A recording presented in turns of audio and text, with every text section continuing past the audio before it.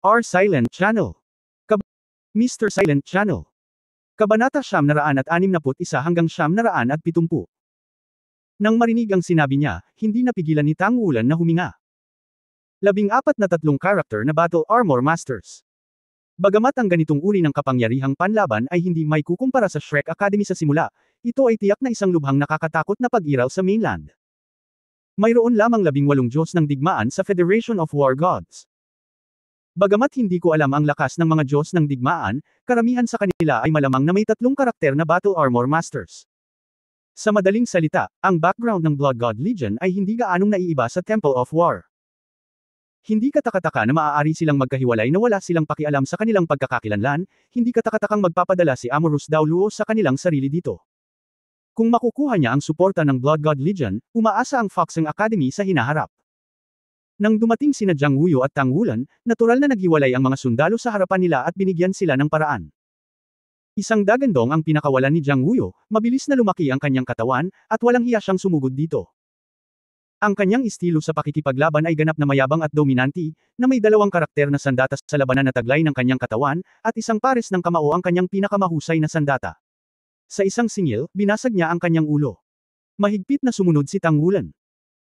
Sa pagtaas ng 2-character battle armor, ang kanyang taas ay lumampas din sa 2.5 metro, ang kanyang mga pakpak ay nakabukas sa likuran niya, at ang gintong sibat ng dragon sa kanyang kamay ay tumama ng paalang. Binasag ang katawan ng iilang butiki na sumugod. Kasabay nito, ang kanyang pulso ay nanginginig, at ang gintong sibat ng dragon ay biglang naging libu-libong mga ilaw ng sibat. Ang isang malaking bahagi ng 4 na nanginginig na paniki sa harapan ay nilamon ng sibat, at naging mga agos ng hangin na hinihigop ng gintong dragon na sibat. Matapos masipsip muli ang enerhiya ng nilalang sa kailaliman, nakita ni Tang Wulan ang pagkakaiba sa pagkakataong ito. Sa orihinal, medyo halata ang pagsipsip ng enerhiya ng paniki na may 4 na kuko, ngunit sa pagkakataong ito ay parang kaunti lang ang daloy ng hangin. Ang liwanag na banda sa paligid ng core ng dragon ay bahagyang kumislap, at ang mismong core ng dragon ay hindi man lang gumagalaw. Nangangailangan ba ito ng mas maraming enerhiya o higit pa? Hindi pa rin lubos na naiintindihan ni Tang Wulan, ngunit dahil nasa larangan ng digmaan, hindi na niya ito binigyan ng mas maraming oras para mag-isip. Sa oras na ito, sa ilalim ng pagsugpo ng rear artillery fire, kahit na mayroong isang malaking bilang ng mga abyssal na nilalang na maaaring sumugod sa harap ng kampo ng santukan, karamihan sa kanila ay nasugatan. May mga kasama sa paligid niya, at kailangan lang niyang umatake ng diretsyo.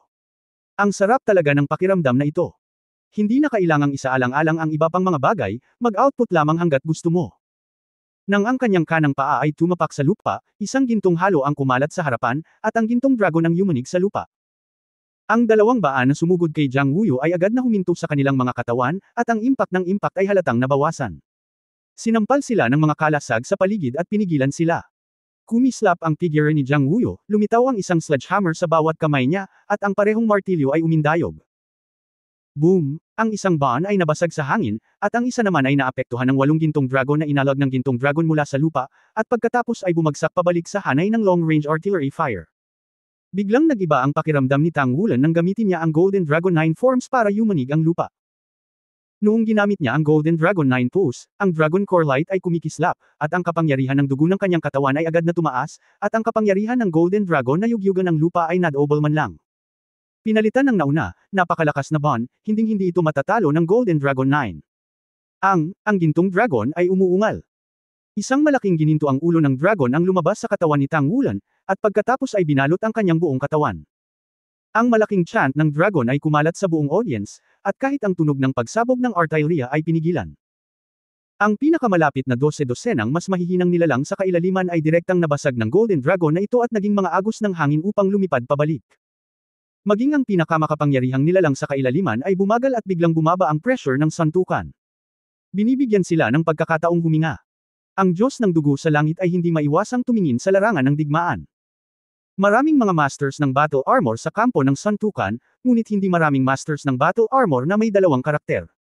Magkasama sina Tang Wulan at Jiang Wuyo, kitang-kita pa rin ang mga pakpak na nakabukas sa likod. Nang makita ang dagandong ng malaking gininto ang ulo ng dragon, ang Diyos ng dugo ay hindi napigil ang igalaw ng bahagya ang kanyang mga mata. Tapos may tumunog sa earphones niya, at bahagyang tumango. Mas binigyan ko ng pansin si Tang Wulan. Roar! Isang dagandong ang umalingaw mula sa direksyon ng bangin na lagusan. Isang kulay abo puting daloy ng hangin ang biglang bumulwak, na humaharang sa enerhiyang bumabagsak mula sa pangmatagalang pag-atake. Kaagad pagkatapos, isang kulay abo-puting ilaw ang biglang lumiwanag, at ang target ay si Tang Wulan. Ano yun? Naramdaman lamang ni Tang Wulan na sa kanyang isip, ang kanyang kamalayan ay agad na tumigas. Ganoon din ang dugo sa buong katawan. Laking gulat niya nang makitang may lumabas na daliri mula sa napakalaking abyss channel. Ang isang malaking daliri na may diameter na higit sa 10 metro, ang dulo ng daliri ay puting mga kuko, at ang mga kuko ay halos transparent. Kahit na ang buong daliri ay sobrang kapal, nagbibigay ito ng payat at payat na pakiramdam. Sa isang iglap, pumunta ang daliri sa harapan. Sa sandaling ito, isang pilak na liwanag ang nahulog mula sa langit. Ang nakasisilaw na liwanag ay parang pagsira sa mundo. Ang malaking blade on, na mahigit 10 metro ang lapad, ay nalaslas lang sa malaking pako. May nakakabinging dagandong. Halos sabay-sabay na sumiklab ang lahat ng sundalo sa Suntukan Batalyon. At isang malaking bilang ng mga abyssal na nilalang sa paligid ang nabasag dahil sa nakakatakot na pagsabog na ito. Pinagaan ni Tang Wulan ang kanyang katawan, na wala ang nakakasikal na presyon, at nagmamadali siyang umatras ng ilang hakbang. Namangha din ito. Ang nakatayo sa harap niya ay ang Free Character Battle Armor Master. Ang kanyang sandata ay isang malaking kutsilyo, at bawat hiwa ay isang malaking talem. Pamagat ng Daoluo level cultivation base, kasama ang pagtaas ng Free Character Battle Armor. Isang dosenang kutsilyo ang tumama sa malaking daliring iyon. Ang mga daliri ay dahan-daang yumuko, at pagkatapos ay biglang pamitik, isang nakakatakot na kulay abo-puting liwanag ang bumalot sa 3 karakter na Battle Armor Master. Ang Free Character Battle Armor Master ay lumipad palabas at lumipad ng pahilig paitaas sa ilalim ng puwersahang kontrol ng kanyang inayos na mga pakpak, malakas na tumama sa dingding ng kuweba, at ang buong tao ay nakaimbed doon. Ngunit ang malalaking daliri ay nanginginig, at sila ay umatras ng may pag-aatubili. Ang mukha ni Tang Wulan ay namumutla na sa oras na ito, at tumingin siya kay Jiang Wuyo, na mukhang pangit din sa tabi niya. Ano ito? Hindi ko alam. Nag-iba din ng kulay si Jiang Wuyo sa pagkamangha, naramdaman din niya ang desperadong pakiramdam ng inis. Hindi ito gaanong halata gaya ni Tang Wulan, ngunit lubos siyang nakatitiyak na kung itinuro niya ang kanyang daliri sa kanya, tiyak na mamamatay siya. Kumaibot ang sulok ng bibig ni Tang Wulan, at ang kagalakan na nakuha niya ang core ng dragon mula sa cultivation ay biglang nawala. Kung ikukumpara sa totoong malakas, napakahina at maliit pa rin. Huwag kang masiraan ng loob. Direktang pag-atake iyon ng Abyss King. Ipinagmamalaki mong nagawa mong hikayatin ang Abyss King na direktang tumawid sa iyo. Isang mahinang boses ang narinig sa kanyang tainga. Ang pilak na liwanag ay kumislap, at ang 3 karakter na Battle Armor Master ay muling lumitaw sa itaas ng kanilang mga ulo. Walang alinlangan, sa kanya nang galing ang boses. Tumanggo si Tang Wulan sa tagapagligtas sa himpapawid, ibinuka ang gintong sibat ng dragon sa kanyang kamay, muling nakipaglaban sa nilalang sa kailaliman. Ang core ng dragon ay patuloy na nagbigay sa kanya ng malaking enerhiya, at dahil pinasigla ng Abyss King, muling ginamit ni Tang Wulan ang Golden Dragon Furry Domain. Sa orihinal ay maaari lamang itong gumana sa isang patlang na may diameter na 50 metro, ngunit sa pagsulong ng Dragon Core, umabot ito sa diameter na 120 metro, at higit sa 200 mga sariling powerhouse ang sakop. Biglang, nagkaroon ng malaking pagtaas, sa pilitang inapi ang hukbo ng nilalang sa kailaliman upang umatras. Kung mas maliit ang agwat sa pagitan ng mga abyssal na nilalang, mas epektibo ang pangmatagalang pag-atake sa likod nila. Para sa isang panahon, ang bilang ng mga nasawi ng mga nilalang sa kailaliman ay dumami ng husto. Ang pagpapabuti ni Jiang Wuyo ay ang pinakahalata. Ang Golden Dragon Furry Domain ay hindi lamang sumasaklaw sa isang mas malaking lugar, ngunit mayroon ding mas malakas na epekto. Nararamdaman pa ni Jiang Wuyo na ang kanyang antas ng paglilinang ay direktang napabuti sa larangang ito. Para bang may nagising sa kaibuturan ng bloodline, isang pares ng higanteng martilyo ang bumukas at nagsara ng patayo at paalang, na parang nasa kaharian ng isang lalaki. Kahit si Ban ay halos hindi mapigilan ang kanyang pagunlad. Si Tang Wulan at Jiang Wuyo ay magkatabi. Sila ay kumilos bilang Suntukan Batalyon Arrow upang mapaglabanan ang pinakamalakas na nilalang sa kailaliman. Sunod-sunod na pinatay ang 4 na Ban, sa pilitang pina-attract sila malapit sa pasukan ng daanan. Nagsimulang pumatay si Tang Wulan, bumukas ang Golden Dragon Spear, at maraming patay na nilalang sa kailaliman sa paligid niya, at ang kulay abong itim na hangin ay patuloy na sinisipsip sa katawan ng Golden Dragon Spear. Nang patayin niya si Ban, ang kanyang katawan ay nadama ang pinakahalata, at ang core ng dragon ay nagsimulang lumiwanag dahil sa malaking halaga ng enerhiya na hinihigop. Kung ang enerhiya na maa-absorb ng orihinal na Chi at Blood Vortex ay 100% ng enerhiya na na-filter ng Golden Dragon Spear, kung gayon kapag ang core ng dragon ni Tang Wulan ay sumisipsip, ito ay i-compress ito ng 100% hanggang 1%. Condensed sa pinakakakanyahan ng enerhiya sa sarili nitong paggamit. Bagamat bumaba ng malaki ang ratio na ito, malinaw na naramdaman ni Tang Wulan na lumalaki ang core ng kanyang dragon. Ang bilis na ito ay napakabagal, ngunit tanging ang pinakamahalagang enerhiya na nakompress ng 100 beses ang maaaring unti-unting lumaki. Gusto ni Tang Wulan ng ganitong uri ng larangan ng digmaan. Bagamat muntik na siyang patayin ng Abyss Lord noon, hindi siya natatakot sa tagapag-alaga ng Diyos ng dugo dito. Kahit na may mga nilalang sa kailaliman sa antas ng Demon at Black Emperor, magkakaroon siya ng kapangyarihang lumaban. Ang Golden Dragon Furry Domain ay maaari ding magbigay ng inspirasyon sa panloob na espiritu ng pakikipaglaban ng mga mandirigma. Sa loob ng ilang sandali, ang kabuuang lakas ng kampo ng santukan ay tumaas, tulad ng isang grupo ng mga baliw na tigre, na ganap na pinipigilan ang mga nilalang sa kailaliman. Hindi ba mapapagod ang anak mo? Tinanong ni Jiang Wuyo si Tang Wulan sa tabi niya gamit ang isang martilyo na nagpasabog ng isang nilalang sa kailaliman. Ang marahas na domain ng Golden Dragon ay tumagal ng higit sa 40 minuto, ngunit si Tang Wulan ay naging mas matapang. Sa simula, umasa si Jiang Wuyo sa malawak na hanay ng pagpatay ng isang pares ng higanteng martilyo, at ang bilang ng mga pumapatay na nilalang sa abyssal ay higit na lumampas kay Tang Wulan. Ngunit kasabay ng pagbaba ng kapangyarihan ng espiritu at pisikal na lakas. Mayroong ilang mga pagbabago sa mga posisyon niya at ni Tang Wulan. Sa oras na ito, si Tang Wulan ay nasa unahan, at siya ay medyo nasa likuran. Kung saan dumaan ang ginintoang dragon na sibat ni Tang Wulan, wala talagang kaaway, tulad ng isang hindi magagapi na warlord, sa gitna ng pagkislap ng gintong liwanag, ang mga nilalang sa kailaliman ay patuloy na bumabagsak. Ang hindi nakapagsalita kay Jiang Wuyo ay dahil palagi siyang naniniwala na ang kanyang pisikal na lakas ay napakahusay, ngunit siya ay makakaramdam din ng pagod pagkatapos ng mahabang pakikipaglaban. Ngunit hindi hamina ang hininga ni Tang Wulan. Sa kabaligtaran, ang katawan ay nagpapalabas ng isang layer ng gintong kinang, at habang siya ay lumalaban, mas matapang. Ayos lang ako, ang domain ay dapat na makahawak ng ilang sandali. Ang mga nilalang na ito ay talagang walang katapusan. Gayunpaman, ang intensity ay tila hindi kasing lakas ng dati. Sabi ni Tang Wulan habang nakikipaglaban. Ang dagandong ng gintong dragon ay may pinakamalaking epekto sa larangan ng digmaan. Makokontrol nito ang isang malawak na hanay ng mga abyssal na nilalang sa isang solong pagkabigla, at pagkatapos ay ang mga abyssal na nilalang na ito ay mawawasak. Si Tang Wulan ang nangunguna, kaya mas maraming enerhiya ang nakuha niya. Hindi lamang siya pinatay ang kanyang sarili, ngunit pinatay din ng mga puwersang pangkaibigan. Sa oras na ito, ang harap na dulo ng Golden Dragon Spear ay dumura ng isang mahabang gintong sibat na liwanag, hindi magagapi. Hindi pa siya nakapatay ng ganito kasaya. Kadalasan sa mainland, walang ganoong pagkakataon. At sa lahat ng oras, ang sakit na pinigilan sa puso dahil sa pagkasira ng Shrek Academy ay inilabas din sa pagpatay na ito. Kinagat ni Jiang Wuyo ang kanyang mga ngipin at sumunod na mabuti. Halos 20 minuto ang laban. Isang utos na umatras ang dumating mula sa likuran. Ang pangalawang batalyon ng Jag Group ay dumating na. Ang mga sundalo ay pagod na, at dapat silang patuloy na umiikot at magpahinga. Para maiwasan ang mga casualties. Sir, gusto ko munang lumaban saglit. Inalis ni Tang Wulan ang marahas na domain ng Golden Dragon. Bagamat hindi maliit ang pagkonsumo ng domain, hindi ito kasing bilis ng pag-absorb niya ng enerhiya. Kaya lang pagkatapos gumamit ng domain sa mahabang panahon, kailangan din niyang magpahinga, dahil hindi lang blood power ang inuubos ng domain, pati na rin ang mental power. Hindi na ito kayang suportahan ng espiritual na antas.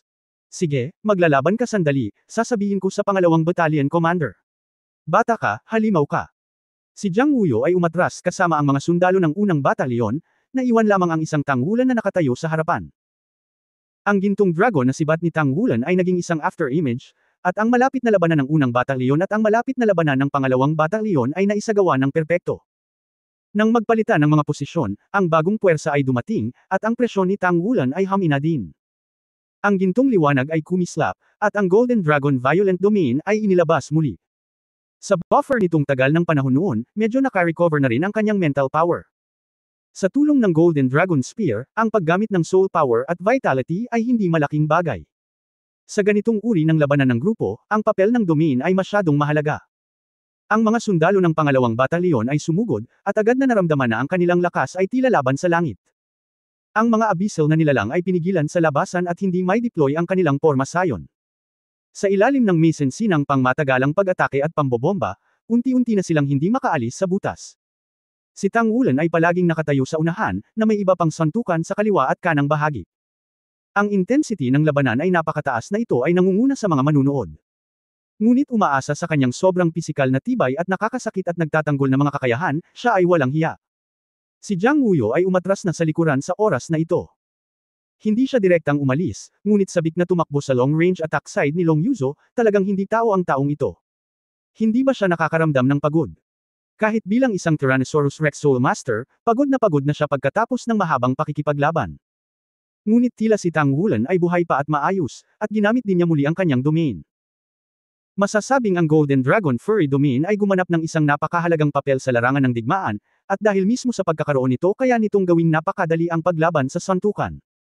Kung hindi, ang pagsingil lamang ng nakaraang Black Emperor ay malamang na magdulot ng mapangwasak na dagok. Ilang sandali ding hindi nakaimik si Long Yuzo. Alam niya na si Tang Wulan ay napakalakas, ngunit hindi niya inaasahan na magiging ganoon kalakas. Sa pagkakaroon ng dalawang karakter na battle armor, ang kanyang pangkalahatang epekto sa larangan ng digmaan sa oras na ito ay halos maihahambing sa Blood God. Siya ay dapat na mas mababa kaysa sa Diyos ng Dugo sa personal na kapangyarihan ng labanan, ngunit ang kakayahan ng Diyos ng Dugo na suportahan ang madla ay mahirap ding ihambing. Pagkatapos ng lahat, ang larangan ng pagpapala ng koponan ay hindi natatangi sa bawat Diyos ng Dugo. Nagpatuloy ang labanan, at ang bawat Abyss Tide ay hindi nagtatapos sa maikling panahon. Lalo na ang ganitong uri ng third-level Abyssal Tides ay dapat tumagal ng hindi bababa sa kalahating buwan hanggang isang buwan. Gayunpaman, sa wakas ay nakagawa ako ng isang mahusay na simula, at ang presyon sa harap ay hindi maganda, upang ang punong tanggapan ng command ay maaaring mag-deploy ng mga mapagkukunan ng mahinahon at gumawa ng mga kaayusan ng mahinahon. Kahit na ang paglaban sa iba pang mga punto ay medyo mas mahirap, mayroong isang maayos na depensa sa isang labasan dito, at mas maraming manpower ang maaaring i-deploy upang gumawa ng mga paghahanda. Ang ilang malalaking gabay ng kaluluwa ay patuloy na dinadala para sa pagtayo. Ang buong Blood God Legion ay kumikilos sa maayos na paraan. Yuzo, nalaman mo ba? May kakaiba sa kanyang gininto ang sibat. Matapos mamatay ang mga nilalang sa kailaliman, ang kanilang enerhiya sa kailaliman ay babalik sa orihinal na eroplano, at pagkatapos ay mapapakain ang mga bagong nilalang sa kailaliman.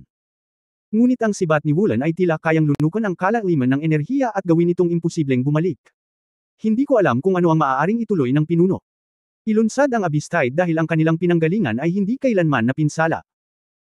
Ito ay palaging mabilis na maibabalik ang sigla pagkatapos ng labanan kung ang papel ng ginintoang sibat ni Wulan ay maaaring mapalawak, kung gayon sa tuwing tayo ay lalaban, maaari nating pahinain ang ilang kapangyarihan ng eroplano sa kailaliman, dapat nilang maingat na isaalang-alang ito. Bahagyang naningkit ang mga mata ni Long Yuzo, at syempre napansin din niya ang parehong sitwasyon. Ang kulay abong itim na agos ng hangin na iyon ay hihigop ng gintong sibat, at ang aura ni Tang Wulan ay tila lumakas habang sinisipsip nito ang mga agos ng hangin na iyon. Ito dapat ang epekto ng mahabang baril na iyon.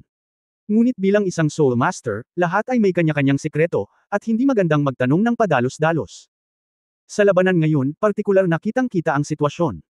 Si Tang Wulan, na nagmamadali sa harapan, ay napapaligiran ng mga patay at sugatang nilalang sa kailaliman hanggat ang agos ng hangin ay hindi masyadong malayo. Sa sibat, ang gintong sibat ay malapit sa lupa, at ito ay hindi masisira.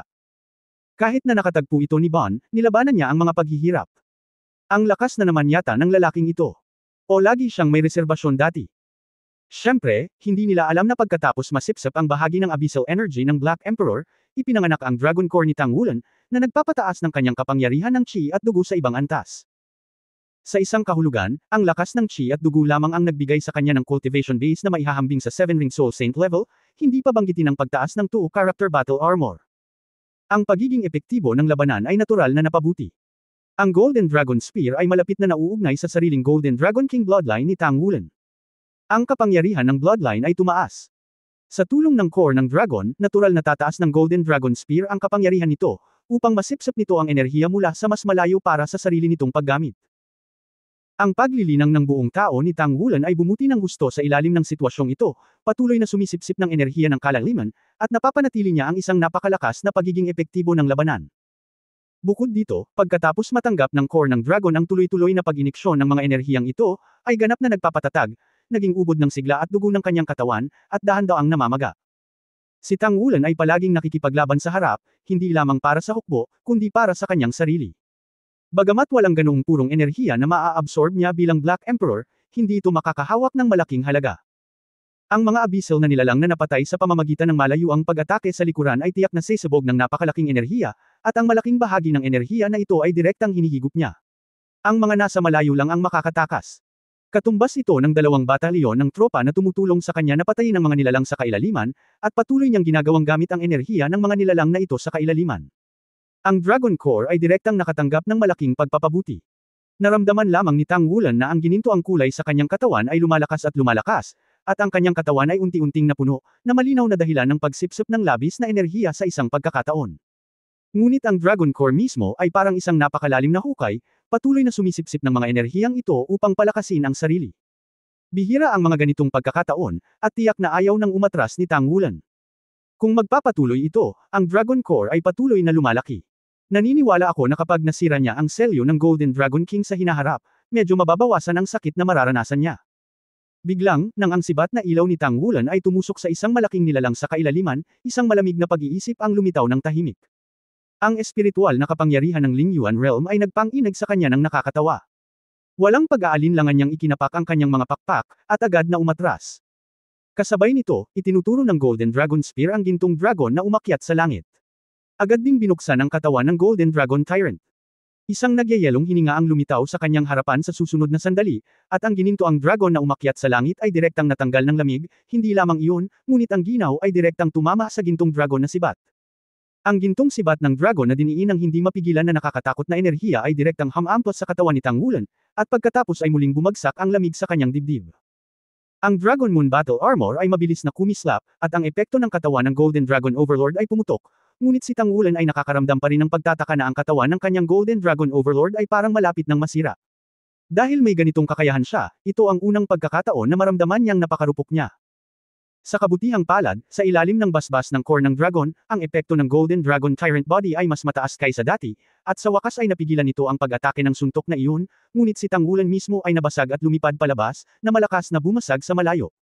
Matapos matamaan ang dalawang mecha, bahagya niyang pinatatag ang kanyang katawan. Ang sibat ng gintong dragon sa kanyang kamay ay biglang tumusok pasulong, at ang kapangyarihang hiniram ng gintong dragon na Panginoon ay muling sinaksak ang gintong dragon upang umakyat sa kalangitan. Hindi lang iyan, sa wakas ay pinakawala ni Tang Wulan ang kanyang martial spirit, ang martial arts blue at silver emperor ay dumungaw, at ang pang-apat na spirit ring ay kumikinang ng maliwanag. Nagbago sila Nin Bawang. Ang mga asol na pilak na emperador na ito ay naging malalaking lambat, tinatakan sa harap niya, ngunit siya mismo ay mabilis na umatras. Ang pag-agos ng dugo sa kanyang dibdib, ang kakilakilabot na lamig ay patuloy pa rin sa galit na sumugod sa kanyang katawan, kahit na ang dalawang karakter na battle armor ay may posibilidad na hindi mapigilan. Ang ginaw ay tumigil lamang saglit, ang asul na pilak na damo na ginawa ng Blue Silver Overlord ay nagkapira-piraso, at ang malamig na lamig ay humabol dito na may kulay abong puting liwanag. Sapat na ang bilis ni Tang Wulan, ngunit dumating ang kulay abo puting liwanag. Mas mabilis. Isang dampi ng katakutan ang lumitaw sa isip ni Tang Wulan. Sa sandaling ito, isang figure ang nahulog mula sa langit. Ang pilak puting ilaw ng kutsilyo ay patuloy na nakatayo sa harap ni Tang Wulan. Boom! Naramdaman lamang ni Tang Wulan na ang pilak puting figure ay pinalaki sa kanyang larangan ng paningin. Sa susunod na sandali, ang figure ay tumama sa kanya at lumipad pabalik sa kanya. Si Tang Wulan ay nagkaroon lamang ng oras upang alisin ang gintong sibat ng dragon, iyakap ang kanyang mga braso sa baywang ng pilak puting katawan, at ang dalawa ay gamulong ng magkasama. Ngunit sa wakas ay tumigil ang kulay abo puting liwanag at anino, ipinakita ang figure. Ito ay isang babaeng nakasuot ng kulay abong puting damit. Kulay abo puti rin ang kanyang mga mata, at may mahaba at kulay abo na buhok na nakasabit sa kanyang mga balikat at kumalat hanggang sa mga daliri ng paa. Napakaraming sundalo ng Blood God Legion sa paligid, ngunit sa sandaling ito, lahat ng pag-atake hanggat papasok sila sa loob ng 30 metro mula sa kanyang katawan, agad silang malilipol. Ang mas kakaiba ay nasa Abyss Channel sa likod niya, hindi mabilang na kulay abong puting agos ng hangin ang dumadaloy mula sa kanyang katawan at dumadaloy sa channel. Gawing unti-unting nagiging transparent ang kanyang katawan. Ang kanyang kulay abong mga mata ay direktang nakalock sa katawan ni Tang Wulan, at ang kanyang mga mata ay puno ng lamig at kawalang interes. Dahil sa matinding pagpatay na layunin, ang espiritual na kapangyarihan ni Tang Wulan ay tila pinatibay. Ang banta ngayon ay tiyak na hindi mababa sa dating daliri. Kung hindi dahil sa Diyos ng dugo na nanunood ng labanan sa himpapawid, tiyak na hindi mapipigilan ni Tang Wulan ang pangalawang pag-ataking ito. Ano ito? Paano ito magiging napakalakas? Gamulong ang Blood God, at sabay hampas ng palad ni Tang Wulan. Naramdaman lamang ni Tang Wulan ang isang malakas na puwersa na paparating, at siya ay direktang binaril palabas ng kuweba. Lumipad ng malayo sa long-range attack team. Kasabay nito, isang napakalakas na ilaw na pilak ang bumungad sa dugong Diyos na iyon. Ang espada sa kanyang kamay ay nakataas, at ang liwanag ay kumalat sa lugar sa ilalim ng kanyang mga paa. Biglang lumagkit ang hangin sa paligid. Nagsimulang bumagal ang kilos ng kalaban at ng atin. At ang kutsilyong panlaban sa kanyang kamay ay tila nagpapatibay ng napakabigat na bigat, dahan-daang pinuputol ang kawalan. Sa wakas ay nahulog ang mga mata ng babaeng may buhok sa dugo, at mas nanlamig ang kanyang mga mata. Ngunit niyugyug niya ang kanyang katawan, at sa sumunod na sandali, ang kanyang anyo ay nawala nang walang bakas sa daanan. Ang pilak na liwanag at anino ay kumislap, at ang malalaking bahagi ng mga nilalang sa kailaliman ay direktang naglaho, naging mga agos ng hangin at naghiwa-hiwalay. Kasama ang figure ng babaeng kulay abo, nawala siya sa kuweba. Nagkaroon ng panandaliang pagwawalang kilos sa Abyss Tide. Ibinuko ni Tang Wulan ang kanyang mga pakpak at halos hindi na kontrol ang kanyang balanse, ngunit pagkalapag, pasuray-suray pa rin siya sa ilalim ng kanyang mga paa at inaalalayan ng lupa gamit ang isang kamay, na nagpatatag sa kanyang katawan. Nang tumingin ako sa ibaba, bigla kong napagtanto na may sobrang gray na peklat sa aking Dragon Moon Battle Armor, na kumalat mula sa kanang balikat hanggang sa kaliwang tiyan. Nasira ang kalasag ng sandata ng labanan, at ang katawan ay nasira din ng halos 1/4. Ang metal ng 2-character Battle Armor ay nasa Spirit Forging level, at ang kanyang Battle Armor ay isang animate na halwang metal ng 3 metal. Sa oras na ito, nagsimula na ang proseso ng pag-aayos sa sarili. Ngunit tila mayroong isang espesyal na kapangyarihan sa kulay abo-puting mga pilat, na aktwal na nakaapekto sa pagbawi ng Dragon Moon Battle Armor. Tila magtatagal man lang bago tuluyang makabawi. Masyadong nakakatakot. Kung walang Golden Dragon Overlord body, si Tang Wulan ay lubos na nakatitiyak na ang kanyang katawan ay puputulan ng babaeng may kulay abo na ngayon lang. Ito ay simpleng hindi kapanipaniwala. Gaano dapat kalakas ang atake ng kalaban para makamit ito? Sa paghusga sa frontal collision kanina lang. Kahit na ang title Daoluo na nakatagpo noon ni Tang Wulan, ay maaaring hindi makapagpalabas ng ganoong kalakas na pag-atake. Huwag kalimutan, ang kanyang Dragon Core ay itinaas ang kanyang Chi at Blood Cultivation base sa antas ng Soul Sage, at kasama ng Spirit Alloy na 2-character Battle Armor, sa kaso ng isang buong pagsabog, kahit man lang sa Golden Dragon Overlord body, si Tang Wulan ay nawala mula sa pagiging dalisay mula sa isang depensibong punto ng view, ito ay mas mababa kaysa title Daoluo. Kahit na ito ay maaari lamang tumagal ng maikling panahon, ito ay isang tangible title Daoluo level defense. Sa ilalim ng sitwasyong ito, muntik na siyang mapatay, at ang dalawang pagsabog ng Golden Dragon's Ascension to the Sky ay nalipol lahat sa ilalim ng kulay abong puting agos ng hangin. Gaano kataas ang kailangan ng offensive power ng kalaban? Nagdusa din ang Diyos ng dugo mula sa pagbangga sa kalaban, at ang buong suntok ng 3 karakter na sandata ng labanan ay magiging ground gore din sa kanyang sarili. Ipinapakita nito kung gaano katigas ang taong iyon. Natatakot ako na maihahambing ito sa antas ng Super Daoluo ng tao, tama ba? Maaari bang lumabas ang mga nilalang sa kailaliman sa antas na ito ng powerhouse? Ang opens iba ng abyssal na nilalang ay biglang tumigil, at ang lahat ay gumon, ngunit ang lakas ng pakikipaglaban na ipinakita ng babaeng may buhok na kulay abo na ngayon ay tila nakakatakot. Sa isang flash ng silver light, ang Blood God ay dumating kay Tang Wulan. Ang hindi inaasahan ni Tang Wulan ay nagtatago siya sa ilalim ng maskara, at ang boses ng isang babae ay nagmula sa kanyang bibig. Malamig at malutong, parang kumakain ng iced watermelon kapag taglamig. Sumama ka sa akin. Gaya ng sinabi niya, bigla niyang hinawakan ang shoulder armor ni Tang Wulan, inalog ang kanyang katawan, at lumabas ng kuweba. Habang pinapanood ang dalawa na umalis, hindi maiwasan ni Long Yuzo at Jiang Wuyo na tumingin sa isa't isa, hindi alam kung ano ang sasabihin. Ang eksenang ngayon lang ay lumampas sa kanilang kaalaman sa mga nilalang na abyssal. Ang suntukan at malayo ang pag-atake ay muling inayos, handang harapin ang agos ng kalaliman na muling darating. Ngunit sa oras na ito, si Tang Wulan ay dinala ng Diyos ng dugo, palabas sa kuweba ng kailaliman, at direktang lumipad patungo sa punong tanggapan ng Legion. Pagkalabas ng kuweba, sinabi ng Diyos ng dugo, ikaw mismo ang sumunod sa akin. Pagkatapos magsalita, ibinigay ito kay Tang Wulan, ibinaba ang kanyang mga pakpak at lumilipad sa harapan. Nagmamadali ring kinokontrol ni Tang Wulan ang kanyang katawan, inayos ang kanyang paghinga, at ikinumpas ang kanyang mga pakpak ng dragon upang sumunod. Ang Diyos ng dugo ay kumikislap, at nahulog sa isang hindi nakikitang patio sa likod ng punong tanggapan. Sa labas, walang pinagkaiba dito sa kampo. Kasabay ng paglipad niya, nagsimulang tumupi ang battle armor sa kanyang katawan, naging silver light sa katawan at naglaho. Si Tang Wulan ay nahulog sa kanyang likuran, inilagay din ang kanyang Dragon Moon Battle Armor. Dahil nakatayo siya sa likuran, tanging likod ng Diyos ng dugo ang nakikita niya sa kanyang harapan, isang puting uniforme ng militar, at isang general na bituin sa kanyang mga balikat, na naging ranggong Major General. Siya ay may maikling silver-white na buhok at mukhang bayani. Isang tuwid na likod, payat na baywang. Yung feeling na gumugulong ako sa kanya kanina, hindi na maiiwasang lumabas ulit sa puso ko, yeah. Nung mga oras na yun parang feeling niya sobrang nipos ng bewang niya pero hindi niya akalain na babae pala talaga siya. Babaeng dugong Diyos. Nakakamangha talaga ang figure nitong babaeng dugong Diyos. Ang kanyang baywang ay napakanipis, ngunit ang kanyang balakang ang pinakamataba sa lahat ng mga dilag na nakita ni Tang Wulan. Ang kanyang napakabilog na balakang at baywang ay bumubuo ng medyo kamangha-manghang linya. Ang arko, ang mga hita ay bahagyang mas makapal, ngunit ang mga binti ay napakahaba, nakabalot sa uniforming militar, puno ng tukso sa mga male hormone. Sumama ka sa akin. Ang babaeng dugong Diyos ay tumingin pabalik kay Tang Wulan at hinayaan si Tang Wulan na makita ang kanyang hitsura. Medyo kakaiba nga ang kombinasyon ng ice blue eyes at silver hair. Ang kanyang pilak na buhok ay hindi katulad ng kay Guyana. Ang pilak na buhok ni Guyana ay may malakristal na texture, ngunit ang kanyang gatilyo ay mas maputi, ngunit ito ay tila napakalambot din. Ang hitsura ay hindi partikular na maganda, at least may gap pa rin kay Guyana, ngunit puno ito ng kabayanihan. Ito ay maaaring katangian ng isang sundalo. Nakita ito ni Tang Wulan sa Long Yuzo, at nakita itong muli sa kanya. Lumakad si Tang Wulan kasama ang babaeng dugong Diyos, at tumaas ang temperatura, na agad na nagpaginhawa sa mga tao.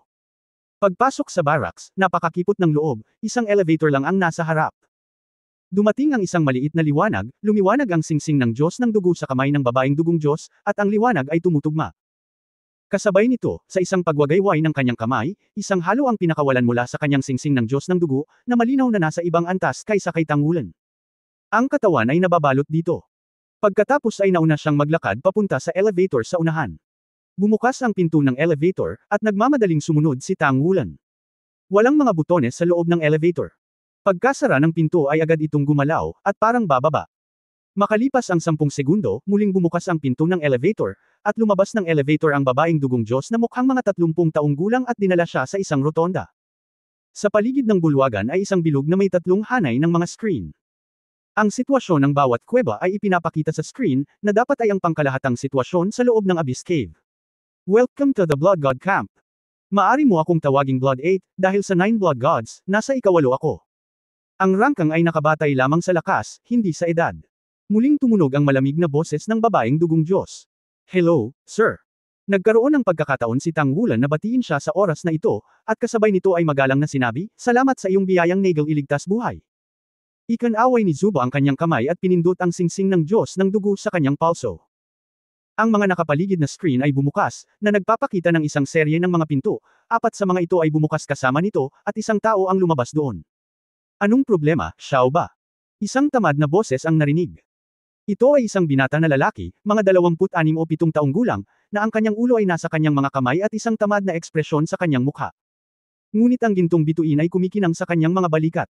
Lumubog ang mukha ni Zuba, Blood Shi, huwag mo akong ulitin, tawagin mo akong dugong ba? Huwag mo akong tawaging Xiao ba? Napangiti ang Blood 7 hihihi, okay, okay. Everyone is your own, don't mind that. Humph. Malamig na sumangot si Zuba. Lumapit din ang 3 pang tao. Sa kanila, isang babae na parang mga 50 taong gulang ang walang magawa, Blood Shi, ang bibig mo. Kapag nalampasan ka ni Zuba isang araw, sa palagay ko ay kaya mo pa hindi ka makakautang ng ganoon kalaki. Ngumiti si Zuchi, hindi ba ito ang motibasyon sa aking pagsusumikap? Pangatlong kapatid na babae, kung may ganoong araw, dapat mo akong protektahan.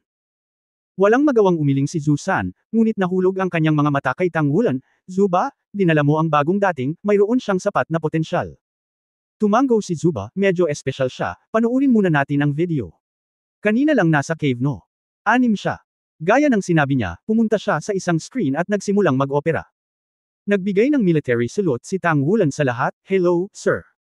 Bahagyang ngumiti si Zusan, relax, iba ang Blood God Camp sa ibang lugar. Wala tayong masyadong pagtitimpi dito. Ipakilala ang sarili ko, ako ang Blood 3, and here is the Blood 5, Blood 6, and Blood 7. Blood 8 ikaw na nakita ko na. May 9 na tao sa Blood God Camp namin noong regular routine namin. You are welcome to come here. Parehong lalaki ang Blood 5 at Blood 6, at ang Blood 5 ay matangkad at matibay, na may maitim na balat. Ang nakatayo doon ay parang itim na bakal na tore, matayog na parang bundok. Si Zuliu ay may payat na katawan, at ang kanyang hitsura ang pinakakaraniwan sa lahat ng tao.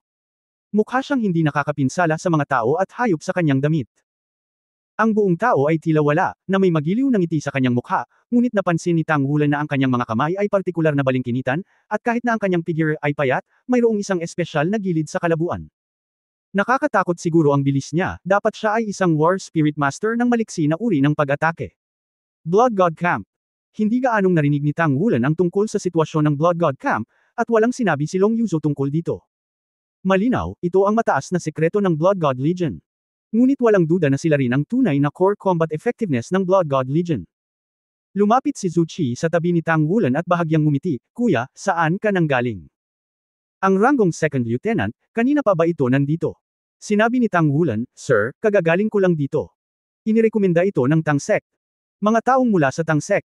Bahagyang gumalaw ang mga mata ni Zhu Qi, ngunit ang kanyang tingin ay tumingin kay Zhu Liu, kayong mga taga-Tang Sect.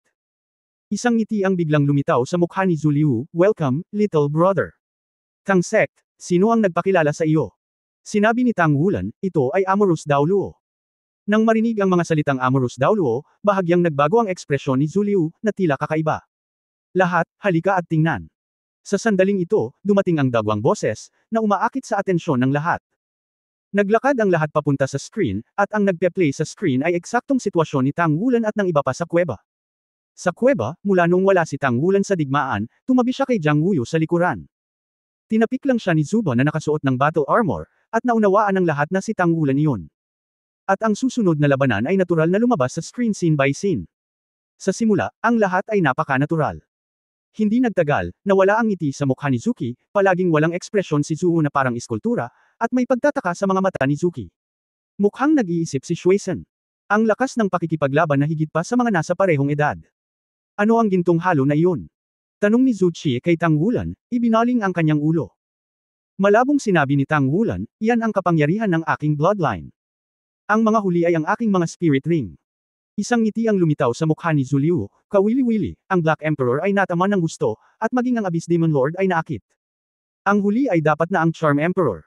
Ang Charm Emperor ay nasa kanyang katawan, at ang presyo na babayaran ay medyo malaki. Sa kabutihang palad, siya ay napigilan ng selyo at sa ikatlong pagkakataon ay maaari lamang niyang ay proyekto ang kanyang kapangyarihan. Mas mababa sa isang katlo ng kapangyarihan. Huminga ng malalim si Tang Wulan. Wala pang isang katlo ng kapangyarihan ang halos mapatay sa pamamagitan ng spike. Kung ito ay ang lahat ng kapangyarihan, gaano ito kakilakilabot? Ang Emperador. Ang Emperador ng Mahika. Agad na naisip ni Tang Wulan ang mga demonyong nakaharap niya. Sumulyap si Zhu kina Zhu Liu at Zhu Qi, dapat mong malaman na hindi ito ang pinakita ko sa iyo. Tumanggaw si Shueisen, talagang kakaiba, bagamat walang tanong tungkol sa pagkapribado ng Soul Master. Gayunpaman, ito ay may kaugnayan sa Abyss Channel. Binata, dapat kong tanungin ka, anong paraan ang ginamit mo upang masipsip ang mga kalaliman na iyon? Saan napunta ang enerhiya ng kalaliman na hinigop? Natahimik sandali si Tang Wulan. Alam niya talaga na ang abnormalidad ng Golden Dragon Spear ay mapapansin sa madaling panahon. Naisip na niya ang tungkol sa mga kontra. Ang pinakapangunahing dahilan kung bakit hindi siya natatakot sa nakitang Golden Dragon Spear ay ang kanyang Golden Dragon Spear ay magagamit lamang niya, at hindi niya kailangang mag-alala na maaga ng iba. Oo, ang aking gininto ang Dragon Spear ay may mga katangian, na kaya nitong lumunin ang enerhiya ng iba't ibang anyo ng buhay. Nalaman ko rin pagkarating ko dito na kaya rin itong lumunin ang biological energy ng kalaliman. Kaya nitong lunukan ang enerhiyang ito. Pagkatapos na dumaan ang enerhiya sa sarili nitong pagsala, ito ay ipinapasa sa akin. Ito ay nagpapahintulot sa akin na magpatuloy sa pakikipaglaban. Ang sinabi ni Tang Wulan ay totoo, ngunit mayroon din siyang reserbasyon. Hindi niya sinabi na ang hinihigop na moral na enerhiya ay maaaring mapabuti ang kanyang paglilinang. Kung tutuusin, hindi siya pamilyar sa lahat ng bagay dito, at hindi niya alam kung talagang mapagkakatiwalaan ang mga tao rito. Ang magsabi ng totoo sa pamamagitan ng mga pagpapareserba ay ang pinakamahusay na paraan para sa lahat ng nasa sitwasyong ito. Siyempre, ito ay mula sa mga lumang demonyo. Pwede ko bang makita? Sabik na tanong ni Zhu Qi. Tumanggaw si Tang Wulan, hinawakan ang kanyang kanang kamay sa kanyang noo, lumiwanag ang gininto ang ilaw, at ang gintong sibat ng dragon ay nahulog sa kanyang kamay. Hawak sa magkabilang kamay ang Golden Dragon Spear, iniabot niya ito sa lahat. Itinaas ni Zhu Qi ang kanyang kamay nang hindi namamalayan at hinawakan ang Golden Dragon Spear. Sa sandaling hinawakan niya ang Golden Dragon Spear, nagbago ang kanyang mukha, at mabilis niyang itinaas ang kanyang kamay na parang nakuryente. Dahil halatang nararamdaman niya na pagkatapos hawakan ang sibat, isang malakas na pakiramdam ng depresyon ang lumitaw sa kanyang dugo. Ang ganitong uri ng pakiramdam ay ganap na hindi komportable, at siya ay nakakaramdam ng kaunting kaguluhan kapag siya ay inaapi. Si Zhu-san ay hindi naging walang ingat gaya niya, at sinabing nagtataka, dapat kang maging sandata na konektado sa sarili mong dugo. Ikaw ba ang gumawa nito? Umiling si Tang Wulan, hindi ko alam kung saan nanggaling. Parang nasa katawan ko na. Kapag umabot na sa isang level ang cultivation ko, natural itong lilito. Sa wakas ay nagsalita si Blood 5 sa unang pagkakataon, ito ba ay isang kasamang sandata? Hindi alam ni Tang Wulan kung ano ang kasamang sandata, ngunit mula sa pananaw ng teorya, tila ang Golden Dragon Spear ay talagang angkop na tawaging ganito. Itinaas ni Zuo ang kanyang kamay at hinawakan ang Golden Dragon Spear. Nagulat din ang kanyang katawan, ngunit hindi niya direktang ibinaba ang kanyang mga braso tulad ni Zhu Qi. Pero kahit ganoon, nagtaas siya ng kilay, at nag-aalalang tingin ang mga mata niya. Pagkaraan ng ilang sandali, binitawan niya ang Golden Dragon Spear at marahang umiling, walang paraan. Tumango si Zhu-san, oo. Walang paraan para kopyahin. Nakakaawa. Gayunpaman, ang Emperor Mei at ang Lord of the Abyss ay parehong bumaril para sa kanya. Makikita na ang kanyang pag-iral ay nagbabanta sa kanila ng malaki. Mag-ingat na protektahan siya sa hinaharap. Siya nga pala, hindi ko pa natatanong ang pangalan mo. Sir, ang pangalan ko ay Tang Wulan. Inalis ni Tang Wulan ang Golden Dragon Spear. Sa kanyang katalinuhan, natural niyang naiintindihan ang ibig sabihin ng mga taong ito. Nagtanong si Zulio, nag-cultivate ka na ba sa Tang Sect? Umiling si Tang Wulan, nagtapos ako sa Shrek Academy. Oo, pagkatapos niyang maabot ang 2-character battle armor, katumbas siya ng opisyal na pagtatapos sa Shrek Academy, ngunit ang kasalukuyang Shrek Academy ay wala na. Nang inag ang katawan ni Zuwu, at sinabi niya sa malalim na boses, Shrek Academy. Oo. Isang komplikadong kulay ang dumaan sa ilalim ng mga mata ni Zuo, ngunit ang kanyang mga kamay ay naikuyom ang kanyang mga kamao nang hindi namamalayan, at ang ekspresyon ni Shuisen ay naging seryoso. Kailan ka umalis sa kolehiyo? Tanong ni Shuisen. Isang dampi ng kalungkutan ang sumilay sa mga mata ni Tang Wulan, noon pa lang. Noong dumanas ng sakuna ang kolehiyo. Anong nangyari? Humakbang si Zuo, at biglang hinawakan si Tang Wulan sa kwelyo, halatang nagsimulang maging marahas ang kanyang hininga. Sa buong rotonda, tila sumabog ang marahas na agos ng hangin. 5 dugo. Bulong ni Zhu-san. Noon lang medyo nagtagpo ang hininga ng Blood 5, at binitawan niya ang kamay na humawak kay Tang Wulan, ngunit sinabi pa rin sa malalim na boses, sabihin mo sa akin, kung ano ang nangyari sa akademya, paano ito? Paano ito? Natural na hulaan ni Tang Wulan na ang 5 dugong ito ay may hindi mapaghihiwalay na relasyon sa akademya, at may bahagyang pait na lumitaw sa gilid ng kanyang bibig, masyadong biglaan, at ang lahat ay nangyari ng biglaan. Ito ay isang matagal ng planong pag-atake ng terorista. Sa sandaling iyon, ikinwento niya ang kanyang nakita at narinig sa oras na iyon. Bumaba ang ekspresyon ng bawat isa nang marinig ito, lalo na ang dugong 3 at dugong 5, at namutla ang kanilang mga ekspresyon. Isa ka ba sa 7 Shrek Monsters? Buhay pa ang Holy Spirit daw Luo? Tanong ni Shuisen. Tahimik na tumango si Tang Wulan, at sa susunod na sandali, ang mga luha ni Shuisen ay bumulwak na parang bukal, si Zuba ay nagmadaling lumapit at niyakap siya, Sister San, huwag kang malungkot. Ang kamao ng dugong 5 ay tumikim, okay, napakabuti. Nakapatay sa Diyos na fixed-mounted soul-guided cannonball. Nagtuturo ang banal na espiritu. Napakahusay. Ang mamamatay tao na layunin tulad ng sangkap ay namumulaklak palabas mula sa taong ito, at ang buong rotonda ay bahagyang nanginginig.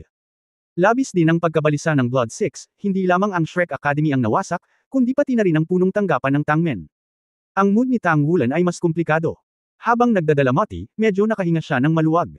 At least, may nakilala na rin siya sa kaparehong paraan dito. Walang duda na ang Blood 3 at Blood 5 ay may kaugnayan kay Shrek. Malamang ay graduate sila ng Shrek Academy, habang ang Blood 6 ay mula sa Tang Sect. Ang mga hinaharap na ito ay maaaring ang lahat ng kanilang pangunahing puwersa, at ang mga hanay ng Blood God Camp ay pawang mga powerhouse sa antas ng title Dao Luo. Ibinigay sa iyo ni Teacher Yunming ang gawain na buhayin ang Shrek, dapat mong gawin ang iyong makakaya. Itinaas ni Zuo ang kanyang mga kamay at mahigpit na hinawakan ang mga balikat ni Tang Wulan. Teacher Yunming. Ipinikit ni Zuo ang kanyang mga mata, walang luhang lumabas, ngunit ang pagpatay sa kanyang katawan ay naging kalungkutan. Noong nasa kolehiyo pa ako, si Teacher Yunming ang aking head teacher. Ang pangungusap lamang na ito ay sapat na upang ipaliwanag ang kanyang damdamin sa oras na ito. At ang mga luha ni Shuisen ay nakontrol na, at ang kanyang boses ay medyo nanginginig. Ang pangalan ko ay Yunlan, at si Yunming ay aking pinsan. Ako ay kamag-anak din ni Wan. Nagulat ang buong katawan ni Tang Wulan. Bagamat nahulaan niya na may malapit na relasyon ang dalawa sa akademya, hindi niya inaasahan ang ganoong kalapit na relasyon. Hindi katakatakang ipapadala ni Amorous Daoluo ang kanyang sarili dito, at talagang may layunin ito. Hinawakan ni Zuba ang kamay ni Shuisen, ate, huwag kang malungkot. Siguradong maibabalik ng Shrek Academy ang prestihiyo nito. Tahimik na umiyak si Shuisen, hindi makapagsalita. Sa sandaling ito, bumukas ang pinto ng elevator kung saan pumasok sina Tang Wulan at Zuba, at 2 tao ang pumasok mula sa labas. Naglalakad sa harap ang isang matandang lalaki, na tila puno ng kakaibang pagbabago-bago ng enerhiya, na parabang ang buong tao ay natatakpan ng mga elemento. Nang makita siya, agad na naramdaman ni Tang Wulan ang panginginig sa kanyang katawan at isipan. Napakalakas ng hininga ng taong ito. Parang umaalingaw ang sigla ng langit at lupa sa kanyang katawan. Matanda na ang itsura niya at maputi ang buhok, pero napakalinaw ng mga mata. Ang kanyang mga mata ay berde at napakakakaiba. Ano ang problema, Sanmei? Pagpasok pa lang niya, nakita niya si Zhu-san na tahimik na umiiyak. At ang ibang tao sa likod niya ay payat at gwapo, na may mahabang itim na buhok na nakatabing sa likod niya. Lahat ng naruroon ay nakasuot ng puting uniforme ng militar. Nakita ng mga Tang Wulan na iyon dati, kasama ang matandang kakadating lang. Ang mga ranggo sa balikat ay pawang mga pangunahing general. Ngunit ang huling pumasok ay may 3 gintong bituin sa kanyang mga balikat. Ito ba, Admiral? General ng Federation. Iyan ang ganap na tuktok. Makikita mo kung ano ang hitsura ng isang ito, sa karamihan, siya ay mukhang 30s. Sa Daoluo Federation Army, ang pinakamataas na posisyon ay ang Commander-in-Chief ng Military Department, isang 4-star general, at pagkatapos ay ang Commander-in-Chief, na isa ring 4-star general. Sa ibaba, mayroong ilang mga general. Sa madaling salita, 2 lang ang general sa buong Federation, at hindi hihigit sa 10 general. At ang nakita niya sa harapan niya ay isa pala sa kanila. Sa isang malayong walang katapusang hanay ng bundok, mayroong isang Federation Admiral. Hindi kaya ito ang commander ng Blood God Legion? Ngunit kahit na ito ay ang commander ng hukbo, maaari ba itong gawaran ng ranggo ng general? Ang higit na nakapagpaiba kay Tang Wulan ay ang Federation Admiral ay walang kahit na anumang pagbabago sa kapangyarihan ng espiritu sa kanyang katawan, at pakiramdam niya ay isang ordinaryong tao. Ayos lang ako. Pinunasan ng luha, sabi ni Zusan sa matandang nasa harapan niya sabay buntong hininga. Dahil matawag siyang pangatlong nakababatang kapatid na babae, walang duda na mas mataas ang ranggo ng matandang ito kaysa sa kanya. Ang tingin ng matanda ay bumagsak kay Tang Wulan, "Xiao ba, tinatawag mo ba kami dahil sa binatang ito?" Tumanggo si Zuba, at tinawag din siyang Xiao ba. Hindi niya sinasadyang pabulaanan ang pangalan ng matanda. Ang matandang lalaki ay tumingin pataas at pababa kay Tang Wulan ng ilang beses, pagkatapos ay lumingon para tingnan ang Samsung Admiral sa likod niya, "Kuya, ito ang iyong Tangsek na tao." Ang pundasyon ng Zuan Chenggang. Tang Men. Ang Samsung Admiral na ito ay mula sa Tang Sect. Ang mga mag-aaral ni Tang Wulan ay lumiit saglit. Ang nakita at narinig ko ngayon ay hindi kapani-paniwala. Bagamat matagal na niyang alam na magkakaroon ng parehong sekta ng Tang Sect at Shrek Academy, hindi niya inaasahan na may 3 star na general ng Tang Sect dito. Kung kumalat ang balitang ito, maraming tao ba ang maglalakas loob na sugpuin ang Tang Sect? Lumapit ang binata na tinawag na panganay na kapatid, tumingin kay Tang Wulan, ngumiti at sinabing, "Ikaw si Wulan, tama ba? Sinabi sa akin ni Zhang Xin ang tungkol sa iyo. Hayaan mong ipakilala ko sa iyo, si Tang Wulan ay ang ating Tang Sect na disipulo, isang miyembro ng Fighting Soul Hall. At the same time, siya rin ang pinuno ng Shrek 7 Devils sa Shrek Academy. Wulan, isa itong Blood 2. Hello, sir." Nagmamadaling sumaludo si Tang Wulan sa dalawa. Ikanaway ni Zhu ang kanyang kamay, walang masyadong patakaran sa Blood God Camp. "Maaaring dalhin ka ni Zhu ba dito, dapat ito ay isang bagay na maaari mong bigyang pansin sa amin. Pag-usapan muna natin ito." Pinatugtog muli ni Zuba ang video at sabay na ipinaliwanag ang sitwasyon ni Tang Wulan. Nagtataka ang ekspresyon ni Zhu Erye, at bahagyang nagbago ang kanyang tingin habang pinagmamasdan si Tang Wulan. "Kapatid, tungkol sa Shrek Academy at Tang Sect, kung kailangan natin tayo, ito ay nanunungkulan." Sinabi ni Zhu Er kay Zhu Yi na may malalim na boses. Kumaway si Blood sa kanyang kamay, "Lahat tayo ay ipinanganak sa Tang Sect, Shrek Academy, Temple of War at Spirit Spreading Pagoda. Gayunpaman, mula nang dumating tayo dito, lalo na pagkatapos sumali sa Camp of Blood God, ang ating buhay ay hindi ito ay sa kanilang sarili, ngunit sa mga nilalang ng buong kontinente. Anuman ang mangyari sa Tang Sect, ang misyon na ito ay hindi mababago. Para sa amin, ang pagtatanggol sa channel ng sect ay walang mas mahalaga kaysa sa pagtatanggol sa sects.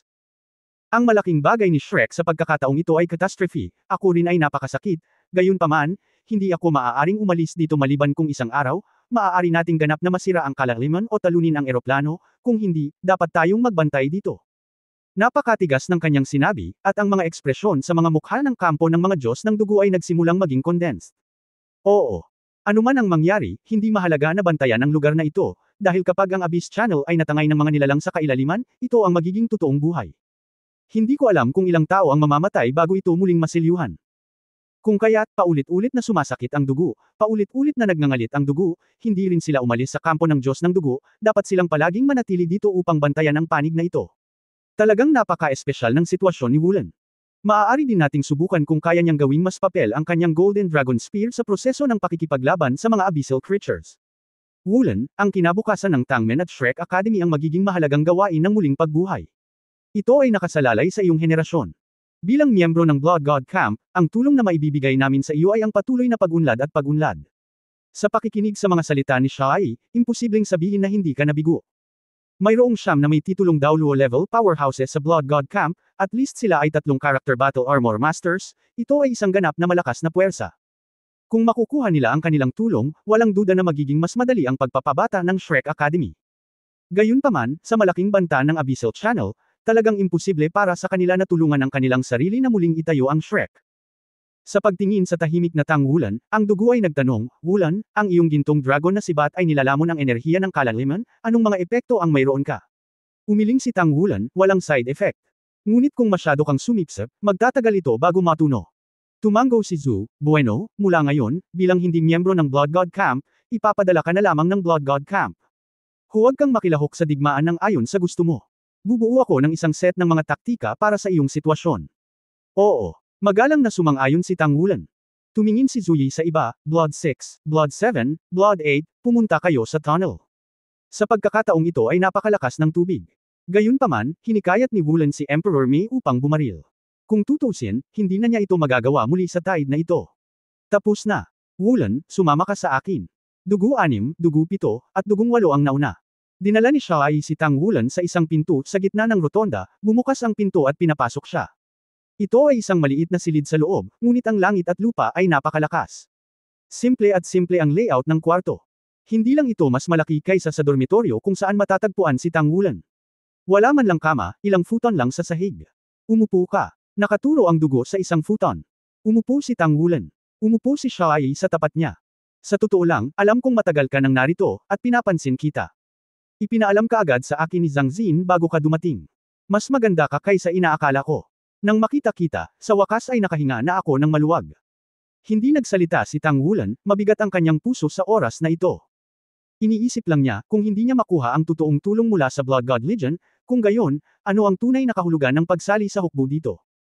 Blood together, tiyak na iniisip mo, hiniling ka ni Zhang Xin na pumunta rito, umaasang maipapakita mo ang iyong mga lakas sa hukbo, at sa parehong oras ay makakuha ng suporta ng isang hukbo, at gumanap ng ilang papel sa hinaharap na muling pagtatayo ng Shrek at ng ating tangme na punong tanggapan. Gumagana ito, tama ba? At ang sinabi ko ngayon ay bumasag sa iyong mga iniisip. Tumango si Tang Wulan. Blood 1, mali ka. Hinayaan ka naming pumunta sa Blood God Legion hindi para hayaan kang makakuha ng anuman mula rito, ngunit para ipaunawa sa iyo ang kahalagahan ng responsibilidad dito. Ang kahulugan ng Blood God Legion ay para sa Tang Sect. Sabi, parang ang Devil Island ay kasing halaga ng Shrek Academy. Devil's Island. May alam pa siyang Devil's Island. Ngumiti si Xiaoyi at sinabing, oo, kilala ko ang Devil Island. Bukod dito, nag-aaral din ako ng Shrek Academy. Sa mas malalim pa, isa ako sa 7 Shrek Monster ng henerasyong iyon kasama si Yunming. Ako ang kanyang kapitan. Mabangis na itinaas ni Tang Wulan ang kanyang ulo, nagbago ang kanyang ekspresyon sa pagkamangha. Pinuno ng pangkat. Siya ang kapitan ng Shrek 7 Devils, hindi ba't ang lakas niya sa team ay mas malakas kaysa kay Qingtian Daoluo Yunming? Ngunit sa huli, si Yunming ang Pavilion Master ng Sea God Pavilion. Marahan na bamantong hininga si Blood, 100 taon na ang nakakaraan. 100 taon na ang lumipas sa isang iglap. Simula nang dumating ako dito 60 taon na ang nakalipas, hindi na ako umalis. At ang dahilan kung bakit hindi ako nanatili sa una.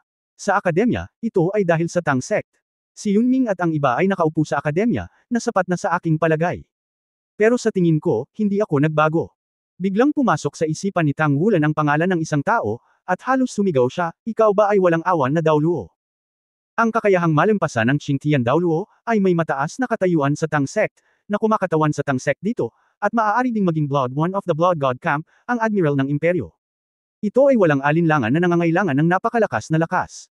At kasabay nito, iisa lang ang nasa isip ni Tang Wulan na nakatagpo ng lahat ng ito, ang walang awa na si Daoluo Caudezi. Bahagyang ngumiti si Ruthless Daoluo, ikaw ay isang matalinong bata, alam kong mahulaan mo. Iniisip ng lahat na si Caudezi ay namatay dahil sa isang espesyal na dahilan. Ngunit sino ang nakakaalam na ako ay talagang totoo 60 taon na ang nakakaraan. Naiintindihan ko kung ano ang ibig sabihin ng mabuhay. Sa loob ng 60 taon, nanatili ako dito. Nakapasok ako sa kailaliman ng kailaliman sa loob ng 60 taon upang galugarin. Buhay, ngunit mas naiintindihan ko, gaano kahalaga ang pagkakaroon ng Blood God Legion na kailangan kong manatili dito 60 taon na ang nakalipas, siya ay nagmula sa Templo ng Digmaan at ang Panginoon ng Digmaan 3 henerasyon na ang nakalilipas. 60 taon na ang lumipas, labis akong humanga sa kanyang mga salita. Ipinagmamalaki ko rin ang bawat sundalo ng Blood God Legion. Ang kanilang mga kaluluwa ay ipinagmamalaki. Kaya, sinabi sa akin ni Dang Xin kapag umaasa ako na maaari kang pumunta at magsanay, sumasang-ayon ako. Dahil umaasa ako na maaari ka ring magkaroon ng isang mapagmataas na kaluluwa. Napakahalaga nito sa iyong hinaharap, at sa parehong oras, pinapayagan kang makita ang mundo ng mas malinaw. Walang awa na Daoluo, ito ay talagang walang awa na si Daoluo, nakikinig sa kanyang mga salita, ang depresyon sa puso ni Tang Wulan ay napawi. Mahalagang buhayin ang Shrek Academy, ngunit pare-parehong mahalaga na bantayan ang Abyssal Passage na ito. Anong klaseng sentimiento ito sa 60 taon ng pagbabantay na parang isang araw? Oo, mapagmataas ang kanyang kaluluwa. Huminga ng malalim si Tang Wulan, Hall Master, maaaring hindi ko talaga maintindihan ang iyong kasalukuyang kalagayan, ngunit handa akong manatili dito at talagang intindihin ang lahat. Naiintindihan ko ang ibig mong sabihin, at susubukan ko ang aking makakaya. Upang mapabuti ang iyong sarili. Ang walang awa na Daoluo ay ngumiti at nagsabi, lahat ng tao ay may kanya-kanyang responsibilidad. Ang responsibilidad ko ay nahuhulog dito, at ang iyong responsibilidad ay nasa akademya. Huwag masyadong padalos-dalos o sabik sa tagumpay. Dapat mong tandaan na ikaw lamang ang buhay. May pag-asa para sa kolehiyo. Kahit na ang iyong henerasyon ay nabigo na muling-muling bumangon, dapat kang maglatag ng matatag na pundasyon sa mainland at panlabas na sitwasyon. Isang serye ng mga problema at pagbabago ang kailangan mong gawin, ang pagbutihin mo na ang iyong sarili at magkaroon ng lakas na protektahan ang iyong sarili. Seryosong tumanggo si Tang Wulan. Sinabi ni Ruthless Daoluo, napakalakas mo, na nagpapasaya sa akin. Okay, sasabihin ko sa iyo ang totoong sitwasyon ng Abyss Plane. Ipaalam sa iyo ang higit pa tungkol dito. Oo. Nawala ang ngiti sa mukha ni Ruthless Daoluo, at sinabi niya sa malalim na boses, ang Abyss Plane ay magiging mas malakas kaysa sa iyong inaakala. Sa mundong iyon, mayroong kabuuang 108 abysses, at ang bawat abyss ay konektado sa pamamagitan ng spatial channel. Lahat sila ay nabubuhay. Isang emperador. Sa makatuwid, ang Abyss Knights ay mayroon ding 108 na antas na emperador, at ang Abyss Knights ay tinatawag ding emperador na Abyss 108. Emperor. Sa Abyss 108 Emperors, ang unang 36 na emperador ay may lakas na katulad ng ating tao na pinamagatang Daoluo, hindi ito dapat katakutin ang gitnang 36 na layer ay katumbas ng ating Super Daoluo, at madaling labanan ang katumbas na antas ng ating kapangyarihan malampasan, lalo na ang mga emperador ng huling 18 antas ng kalaliman, na lahat ay mga demigod level na pag-iral ang 108 antas ng abyssal na emperador ay may lakas na malapit sa mga Diyos. Ang enerhiya ng Abyssal World ay umiiral sa isang espesyal na anyo, na ganap na naiiba sa langit at lupa na sigla sa ating kontinente. Para sa kanila, ang langit at lupang sigla ng ating mundo ay maaaring makuha at mabago nila sa pamamagitan ng paglunok ng buhay, at palakasin ang buong posisyon. Gayunpaman, walang kapakipakinabang sa atin sa Abyss Plane. Kung hindi, ang Federation ay maaari pa ring maglunsad ng isang malaking hukbo sa Abyss Plan. Walang pakinabang, hahayaan lamang ng Federation ang Blood God Legion na bantayan ang daanan. Ang enerhiya ng 108 patong ng kalaliman ay pinananatili. Ibig sabihin, sa eroplanong iyon, lahat ng enerhiya ay nagdadagdag sa kabuuan, at ang kabuuan ito ay hindi madaling magbabago. Kung ito ay mababawasan, ito ay kailangang maabsorb ng panlabas na enerhiya. Supplement. Ang panlabas na enerhiya ay katulad ng ating enerhiya sa buhay. Sa makatuwid, pagkatapos na kumonekta sa ating eroplano, ang kabuuan nito ay palakasin ang kalaliman. Sa isang kahulugan, maaari mong isipin ang abyssal plane sa kabuuan. Ito ay isang kumpletong buhay na katawan. Ang mga abyssal na nilalang na iyon ay ang mga individual na selula lamang nito. Kapag ang mga selula ay namatay, ang enerhiya ay may re-recycle at ang mga bago ay bubuo. Ito ang pinaka-nakakatakot na bahagi ng mga nilalang sa kailaliman. Maaari natin silang talunin at patayin ang kanilang malalakas, ngunit hindi natin sila kayang salakayin ng isang demonyong makapangyarihan, ngunit hindi natin sila kayang salakayin ng isang demonyo. Ikaw ngayon, lahat sila ay ang huling 36 na layers ng super abyssal powerhouses. Naaapektuhan sila ng seal ng Abyss Channel at maaari lamang i-project ang bahagi ng kanilang mga kakayahan. Sa kasalukuyang sitwasyon ng daanan, tanging ang unang 36 na antas lamang ng Abyss Emperor ang makakababa. Sa makatuwid, kasama ko, ang mga powerhouse ng kanilang antas ay hindi nang ahas na dumating ng madali. Pagkatapos ng lahat, kahit na maibalik sila muli, sila ay mamamatay ng isang beses. Ang proseso ng pagbawi ay napakatagal. Sa tuwing pupunta ako sa Abyss Plane, ang layunin ay upang makapatay ng mas maraming abyssal powerhouses, para mabili tayo ng mas maraming oras. Sa kabutihang palad, 6,000 taon na ang nakalilipas, tayong mga tao ay maaaring kumpletuhin ang selyo. Kung hindi man, pagkatapos kapag dumating ang emperador ng 36 na antas, ito ay magiging isang ganap na mapangwasak na dagok sa atin na makatutulong sa atin ang teknolohiya. Huminga ng malalim si Tang Wulan, ang 108th Emperors of the Abyss. Sa wakas ay naintindihan na niya kung bakit determinadong magbantay dito ang lalaking nasa harapan niya. Oo, kung walang makapangyarihang gaya niya na humadlang sa Abyss Channel, sa sandaling mabuksan ang channel at masira ang selyo, kung gayon ang darating ay isang hindi pa nagagawang sakuna. Walang sino man ang makakaya nitong kalamidad. Iniisip ko ngayon, kung magagamit mo ang iyong ginintoang Dragon Spear para patayin ang ika-108 ng kalaliman, tuluyan na ba nilang masisira ang kanilang abyssal energy? Hindi na sila mabubuhay muli. Sa pagkakaalam ko, ang ika-108 na kalaliman, ang ubod ng bawat layer ay ang kanilang emperador. Kapag ang emperador ay tunay na bumagsak, malamang na ang patong ng A. Ang mga nilalang kung saan sila ay ganap na bumagsak at malipol kung ito ang kaso, marahil ang kalaban ng Abyss Plane ay maalis sa hinaharap. Gayunpaman, ang saligan ay sapat na ang iyong sariling lakas makatagpo ng kanilang mga nakakabaliw na pag-atake sa pinakamaikling oras hanggang sa ikaw ay mamatay, kaya hindi kita madaling makipagsapalaran. Sa pagsasalita tungkol dito, ang malupit na si Dao Luo ay nagpakita ng isang malabong ngiti sa kanyang mukha, kaya, ang responsibilidad sa iyong mga balikat ay malamang na mas mabigat. Kung sa hinaharap, maaari mo ring linangin hanggang sa limitasyon ng antas ng Dao Luo, kahit papaano ay mayroon kang proteksyon sa sarili. Sa lakas ng lakas, sana ay samahan mo akong pumunta sa kalaliman ng eroplano, subukang patayin ang krisis ng 108 na ito, at subukang lutisin ang krisis ng 108 na ito, ang mainland. May bakas ng pagtataka sa mga mata ni Tang Wulan, ngunit ang kanyang puso ay hindi maiwasang uminit. Kung kaya niyang patayin ang 108 Emperors of the Abyss at ay absorb ang kanilang enerhiya sa kanya, baka siya mismo ang magresolba ng Golden Dragon King Seal. Hindi na problema. Gayunpaman, ang pagsipsip lamang ng bahagi ng enerhiya ng Black Emperor ay naging sanhi ng pag-mutate ng kanyang Dragon Core. Kung gayon, kung si Emperor 108 ng Abyss, anong malaking enerhiya iyon? Nagpatuloy si Ruthless Dao Luo, syempre ang iyong kasalukuyang cultivation base ay malayo pa sa sapat, ngunit sa iyo, kahit papaano ay nakakakita ako ng pag-asa para sa hinaharap. Kung balang araw, ang iyong cultivation base ay maaaring tumaas sa aking antas, kung gayon, sa pamamagitan ng gintong dragon na sibat na ito, may malaking pagkakataon na pumatay ng ilang mga emperador sa kailaliman, kahit papaano ay hindi na sila maglakas loob na hawakan ng madali ang Abyss Channel. Bahagyang tumanggo si Tang Wulan. Kung may ganoong araw, tiyak na ito ay isang magandang bagay para sa kanyang sarili.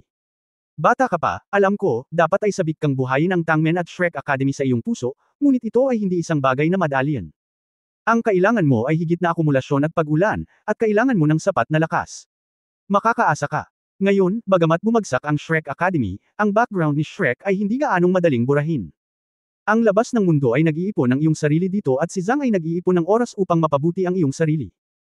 Ay nasa kaguluhan na ngayon, at kami rin kailangan mong ayusin ang sitwasyon, at sa parehong oras, kailangan mong maghintay para sa tamang pagkakataon ng bawat piraso ng lakas na naipon mo ngayon ay upang maghanda para sa mga paglaganap sa hinaharap. Oo, magalang na tumanggo si Tang Wulan. Nang umalis siya sa kampo ng Diyos ng Dugo, ang singsing ng Diyos ng Dugo ni Tang Wulan ay napalitan na.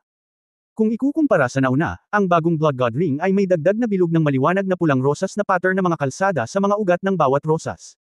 Lahat ay puno ng barbs. Ito ang simbolo ng Blood God Camp. Mula sa sandaling ito, hindi siya miyembro ng Blood God Camp. Ngunit hinihiling din sa kanya na mula ngayon, nang walang pahintulot ni Shai, hindi na siya makapasok sa Abyss Channel upang lumahok sa digmaan. Marahil ito ay dahil ang hitsura ni Tang Wulan ay naging dahilan upang ang Abyss Plane ay medyo hindi handa. Kahit na ang bahagi ng kalaliman na enerhiya na hinigup ay hindi masyadong marami, hindi ito bumalik pagkatapos ng lahat. Ang tagal ng Abyss Tide ay mas maikli kaysa karaniwan, at ganap itong tumigil pagkatapos lamang ng 7 araw. Wala nang makapangyarihang mga nilalang sa kalaliman ang lumitaw. Hindi na muling nagpakita si Tang Wulan sa larangan ng digmaan. Sinamantala ang pag-agos ng kailaliman, nagsagawa siya ng maikling pag-urong, pangunahin upang matunaw ang mga natamo niya matapos ang kinan ang core ng dragon, at upang pagsamahin ang core ng dragon. Ang core ng dragon ay lumaki mula sa laki ng orihinal na kuko hanggang sa halos kasing laki ng isang longgan, na naglalabas ng makikinang na gintong halo. Sa paghinga ni Tang Wulan, natural itong nagtutulak sa sirkulasyon ng dugo sa kanyang katawan, ibig sabihin, kahit na hindi siya aktibong naglilinang, ang dugo sa kanyang katawan ay palaging magpapalusog sa kanyang katawan ayon sa pamamaraan ng paglilinang. Kasabay nito, natuklasan din ni Tang Wulan sa panahon ng retreat na pagkatapos ng paglitaw ng core ng dragon, ang kanyang katawan ay dumanas din ng mga kahangahangang pagbabago, na parabang siya ay muling nabuhay. Sa saliw ng ritmo ng paghinga, natural niyang hinihigop ang aura ng langit at lupa at itinuturok ito sa kanyang sarili. Tila siya mismo ay isang lalagyan, na patuloy na niluluwa ang luma at tinatanggap ang bago, sinisipsip ang lahat ng espiritual na enerhiya sa pagitan ng langit at lupa, kinuha ang kakanyahan at itinatapon ang dumi, at pinaghalo sa kanyang sarili. Katulad ng isang Soul Master na nagtataglay ng Soul Core, pagkatapos niyang magkaroon ng Dragon Core, ang kanyang pisikal na konstitusyon ay ganap na nakapasok sa isang buong bagong kaharian. Una sa lahat, ang pinakadirektang reaksyon ay ang kanyang gana sa pagkain ay bumaba ng husto, at hindi na niya kailangang kumain ng napakaraming pagkain upang mapunan ang kanyang enerhiya. Ang paghinga lamang ay tila sapat na upang mapanatili ang kanyang pang-araw-araw na pisikal na pagkonsumo. Pangalawa, ang kanyang ikasampung selyo ng Golden Dragon King ay tila humihina sa pakiramdam. Ito ay isang pakiramdam lamang. Siyempre, ang selyo ay hindi maaaring manipis sa pamamagitan ng kanyang sarili. Naiintindihan niya na ito ay dapat na isang sitwasyon kung kailan sapat na ang kanyang lakas upang masira ang selyo.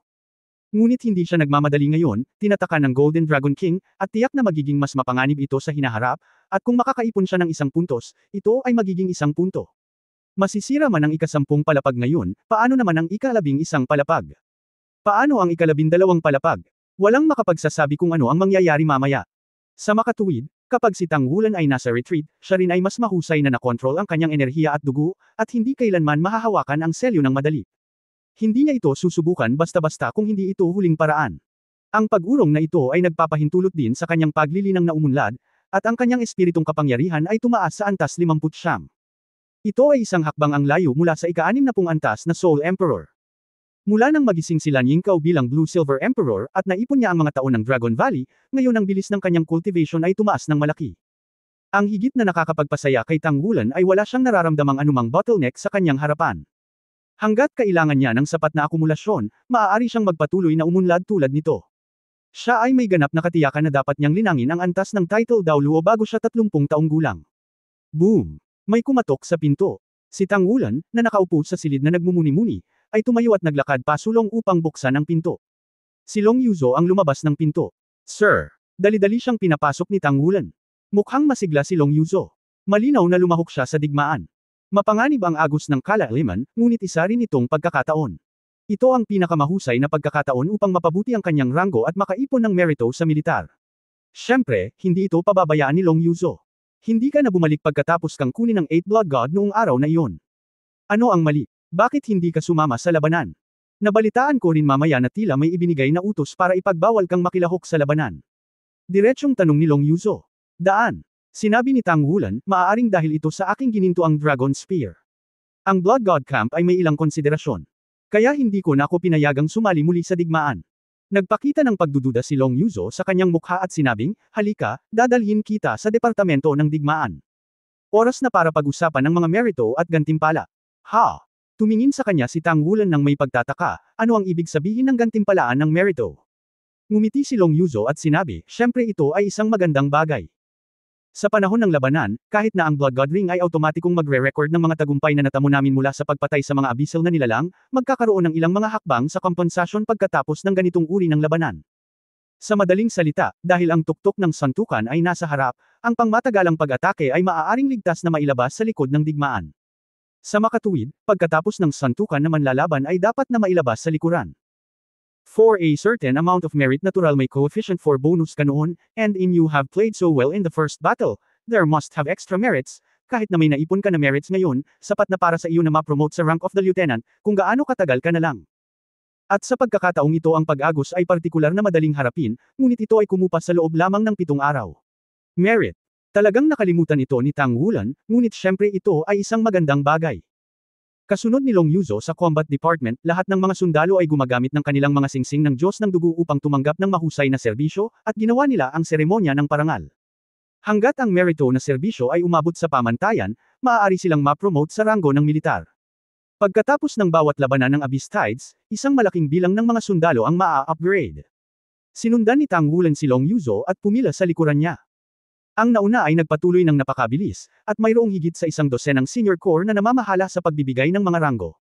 Nang makita ang mga gintong bituin sa mga balikat ng maraming tao sa kanyang harapan, hindi maiwasan ni Tangwulan na mainggit at umasa dito. Ayon kay Long Yuzo, ang kanyang ranggo ay dapat na ma-promote bilang tenyente. Iyon ay isang bar at 2 bituin, isang hakbang na mas malayo sa major. Sa mga araw na ito, naglalaan siya ng oras araw-araw para tawagan si Guyana at tanungin siya tungkol sa kanyang sitwasyon.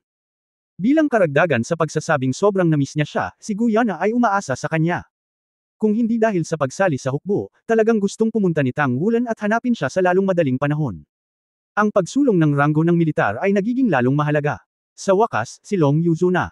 Ibinigay ni Long Yuzo ang kanyang singsing ng Diyos ng Dugo at iniskan ito gamit ang isang espesyal na instrumento. Ang koronel sa harap niya ay ngumiti at sinabi, Yuzo, sa pagkakataong ito ay mahusay siyang gumanap. Talagang nagbigay ito ng mahabang mukha sa iyong ama. Sa labanang ito, nanalo ka ng 9 na merito. Ayon sa mga tuntunin, ang mga long-range na mandirigma ay kailangang magpalit ng ilang mga merito upang isara ang labanan, na magbabawas sa iyong mga merito ng 3,100, na iniiwan ng Luchenzi at 110 mga merito sa iyo, dagdag pa sa iyong mga naunang akusasyon. Ranggo ng Tenyente Koronel. Kahit na hinusgahan na ni Long Yuzo ang sarili niyang sitwasyon, hindi niya maiwasang mapangiti. Hindi naging madali ang ma-promote bilang tenyente koronel sa edad na wala pang 30. Tumayo sa pansin, nagmamarcha sa ludo. Pasulong upang igawad ang titulo. Siya ay natural na magiging tanggulan pagkatapos. Ipinasa din ni Tanggulan ang kanyang singsing sa dugo ng Diyos. Matapos matanggap ang kanyang singsing sa Diyos ng dugo, ang koronel ay unang nataranta, pagkatapos ay biglang itinaas ang kanyang ulo at tumingin kay Tanggulan, ikaw ba ay mula sa kampo ng Diyos ng dugo?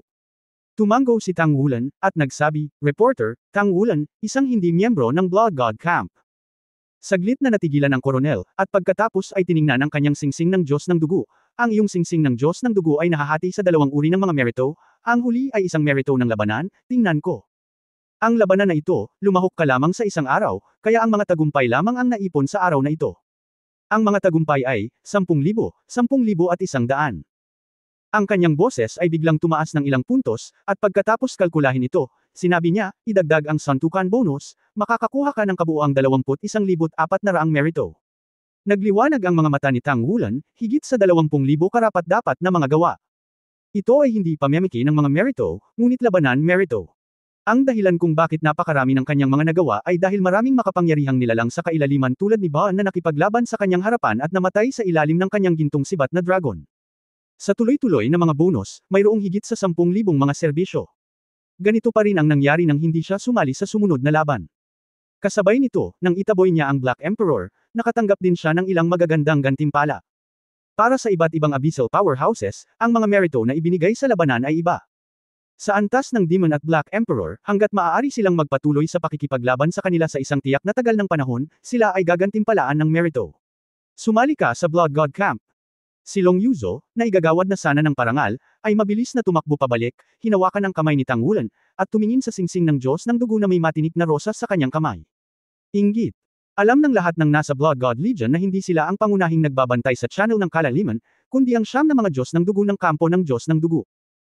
Kapag sila ay naging isa sa mga opisyal na Diyos ng dugo, sila ay agad na mapopromote sa ranggo ng mayor na general, bagaman nangangahulugan din ito na siya ay palaging magbabantay dito, ngunit ang pagiging isang Diyos ng dugo ay tiyak na kanilang pinakamalaking kaluwalhatian. Ito ay itatala ng Federation, Fuyin Descendants. Tulad ng para sa mga inapo ng Blood God, sa loob ng 3 henerasyon, maraming mga pribilehiyo sa Federation. Ang Blood God mismo ay may hindi bababa sa mga pribilehiyo ng Federal Councilors, at ito ay isang boto na hindi kawani sa bawat parliamento. Sila ang tunay na tagapag-alaga ng Federation, at sila ang pag-iral na hinahangaan ng lahat. Natural na sinabi ni Tanggulan, ito ay isang hindi tauhan lamang. Biglang naging kakaiba ang ekspresyon ni Long Yuzo. Siyempre, hindi lang 9 na Diyos ng dugo ang nasa Blood God Camp. Ang ilang mga natitirang miyembro ng Blood God Legion ay maaaring maging hindi miyembro ng staff o kahit na maghanda ng mga Diyos ng dugo, ngunit ito man lang ay nagpapatunay na sila ay sumulong. Ang unang hakbang. Nahulaan niya na ang kakayahan ni Tanggulan na maging isang non-staff member ng Blood God Camp ay dapat na nauugnay sa kanyang mahiwagang Golden Dragon Spear, ngunit kahit na ganoon, ang makasali sa Blood God Camp ay isang malaking karangalan, hindi banggitin na kagagaling lang niya sa Blood God Legion. Diyos ko! Kahit na ang unang buwan ay hindi lumipas, paano natin hindi hahayaang mainggit siya, na naninirahan sa Blood God Legion mula pagkabata? May konting selos pa nga. Sa sandaling sumali siya sa Blood God Camp, nangangahulugan ito na si Tanggulan ay hindi nakabilang sa anumang departamento ng Blood God Legion, ngunit nasa ilalim ng direktang pamamahala ng Blood God Camp, at hindi na siya papayagan ng kanyang direktang opisyal na gumawa ng anuman. Hindi maiwasan ni Long Yuzo na isipin ang mga sinabi ng kanyang ama. Siya ay nagmula sa Shrek Academy at siya ang una sa 7 Shrek Monster sa kontemporaryong panahon. Wala pang isang buwan, nagsimula na siyang patunayan ang sarili. Hindi bababa sa ang una at pangalawang batalyon ng Iron Blood Regiment sa mga dibisyon ng dugo ay alam na mayroong ganoong tao na maaaring maglabas ng mga kakayahan sa domain at lubos na mapahusay ang kanilang pangkalahatang pagiging epektibo sa labanan. Sa araw na iyon, tiyak na dahil sa Golden Dragon Furry Realm ni Tanggulan kaya nagawa nilang pumatay ng higit pang mga kaaway sa malapitang labanan at mabawasan ang mga casualty hanggat maaari. Para kay Tanggulan, pareho ang una at pangalawang batalyon ay may napakagandang impresyon. Maging si Jiang Wuyo ay puno ng papuri para sa kanya at gusto siyang kilalanin bilang isang kapatid. Isang buwan lang ito, paano kung 1 taon, 2 taon, o mas matagal pa? Sooner or later, magiging isa talaga siya sa 9 Blood Gods, tama ba? Nang makitang tulala si Long Yuzo, ipinaalala ni Tanggulan, Sir, dapat kang pumunta para igawad ang titulo. Oh, kagigising lang ni Long Yuzo, ngunit nawala na ang excitement noong na-promote pa lang siya bilang tenyente koronel. Si Tanggulan ay napaka-curious din, sa anong antas siya maaaring ma-promote sa mga karapat-dapat na serbisyong ito. Hindi dapat lumampas sa 20,000 ang naipon na merito ni Long Yuzo Plus sa oras na ito, para ma-promote siya mula major hanggang tenyente koronel, at ang kanyang mga merito ay lumampas sa 20,000, maaari ba siyang ma-promote ng isa pang hakbang? Nang makita ang 2-bar, 1-star rank ni Long Yuzo, naging 2-bar, 2-star, lumakad din si Tang Wulan ng may kasabikan. Ang Blood God Camp ay hindi maaaring magbigay ng mga titulo dito. Ang iyong award ay dapat pagdesisyonan ng Blood God Camp. Maaari kang umalis. Binuhusan siya ng malamig na tubig ng officer in charge ng award. Pagkatapos maging miyembro ng Blood God Camp, isa na siyang opisyal na namamahala sa Blood God Camp, at hindi man lang siya bibigyan ng ranggo ng Legion. Tumingin si Tang Wulan kay Long Yuzo na parang humihingi ng tulong, Sir. Mapait na ngumiti si Long Yuzo, ito ay isang panuntunan, at hindi kita matutulungan. At saka, huwag mo akong tawaging hepe sa hinaharap. Ang Blood God Camp ay may napakagandang posisyon sa Legion, kahit na ikaw ay isang non-staff personnel, hindi ito may kukumpara sa amin. Oo. Nangangahulugan ito na mas malaki ang babayaran mo sa hinaharap kaysa sa amin. Maaari mong tawagan ang aking pangalan, bilang hindi miyembro ng Blood Staff. Maaari kang magtanong sa iyong sarili bilang isang miyembro ng dugo. Ng Blood God Camp, hindi ka na naapektuhan. Oh, okay. Habang pinapanood si Tang Wulan na umalis, ang liwanag sa mga mata ni Long Yuzo ay naging mas komplikado. Kailan siya magiging non-staff member ng Blood God Camp? Pagdating sa residente ng Blood God Camp, na may singsing na Rose Blood God sa kanyang palso, matagumpay na nakapasok si Tang Wulan sa elevator at nakarating sa nakaraang hall. Ngunit pagkarating niya ay medyo natarante siya. Walang tao dito, at hindi niya alam kung paano mahahanap ang ibang tao sa Blood God Camp. Paano ito? Maghintay. Umupo lang si Tang Wulan sa rotonda. There will always be blood gods, kaya hintayin mo lang sarili mo. Hindi ko alam kung gaano katagal, ang pagpindot sa espiritual na antas ay naging matino kay Tang Wulan mula sa pagmumuni-muni. Bago dito, bakit ka pumunta dito para magnilay? Isang binata na nakauniforme ng militar na nakasabit si Jiang Xing sa kanyang mga balikat ay tumingin kay Tang Wulan ng may pagtataka. Mukhang nasa 20s ang binatang ito, guwapo, nakangiti, at madaling lapitan. Ngunit mula sa ranggo ni Tang Wulan sa kanyang balikat, alam niya na ang isang ito ay isa rin sa 9 na mga Diyos ng dugo, at ang mga Diyos ng dugo ay lahat ng ranggo sa itaas ng mayor na general. Tulad ng isang dugo ay ang ranggo ng general. Agad na tumayo si Tang Wulan, tumayo sa atensyon at sumaludaw sa hukbo, "Hello, sir." No need to be polite. Ano ang sitwasyon mo? Sinabi ni Tang Wulan, "Ako si Tang Wulan, isang hindi miyembro ng kawani. Sumali lang ako sa Blood God Camp. Gusto kong hanapin ang Chief Blood One at itanong kung ano ang gusto kong gawin sa susunod." Biglang sinabi ng binata, "Kaya nga. Kung gusto mo kaming hanapin, gamitin mo na lang ang Blood God Ring para magpadala ng mensahe. Tuturuan kita." Oh, ako nga pala ang Blood 9. Siyam na dugo. Ito ang Blood 9 na hindi ko nakita noong araw na iyon. Alam na ngayon ni Tang Wulan na sa Blood God Camp, Blood 3 at Blood 5 ay Shrek Academy, Blood 1 at Blood 6 ay Tang Sect, Blood 2 ay Temple of War, Blood 4 ay Spirit Pagoda, at Blood 7 ay Spiritual ang Tore, ang templo ng 8 digmaang dugo, ay isinilang sa templo ng dugo ng 9 na digmaan. Sa lahat ng 9 na tao, mayroong kasing dami ng 3 sa Temple of War, na siyang pinakamarami sa 4 na pangunahing organisasyon. Gayunpaman, kung isa sa alang-alang mo na si Zuyi ang kasalukuyang Hallmaster ng Tang Sect Daoluo Palace, o masasabing ito ang Tang Sect Master, ang kabuuang lakas ay tiyak na pinakamalakas sa Tang Sect. Salamat, Ginoo. Nalaman ni Tang Wulan na ang pagkakaiba sa pagitan ng kanyang Rose Blood God Ring at ordinaryong Blood God Ring ay mayroong espesyal na sistema ng komunikasyon dito upang makipag-ugnayan sa 9 na Diyos ng dugo. Ang 9 na Diyos ng dugo ay maaari ding makipag-ugnayan sa kanya sa pamamagitan ng sistemang ito.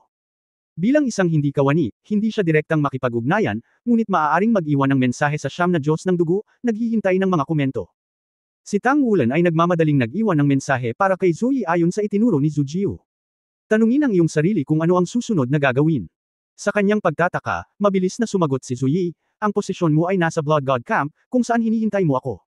Pinaghintay ka ni boss dito." "Okay. Nakita ko rin siya." Nakangiting sabi ni Zhujiu. "Salamat sir."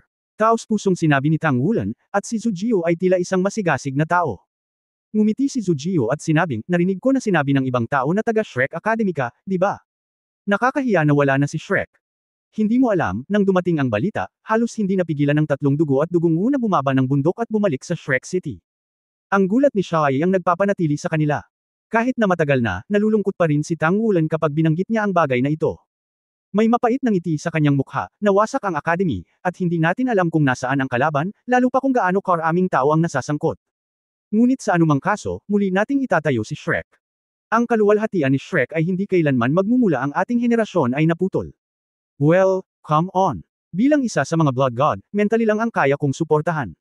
Tutal, hindi naman tayo pwedeng umalis dito. Tinapik ni Zhujiu si Tang Wulan sa balikat.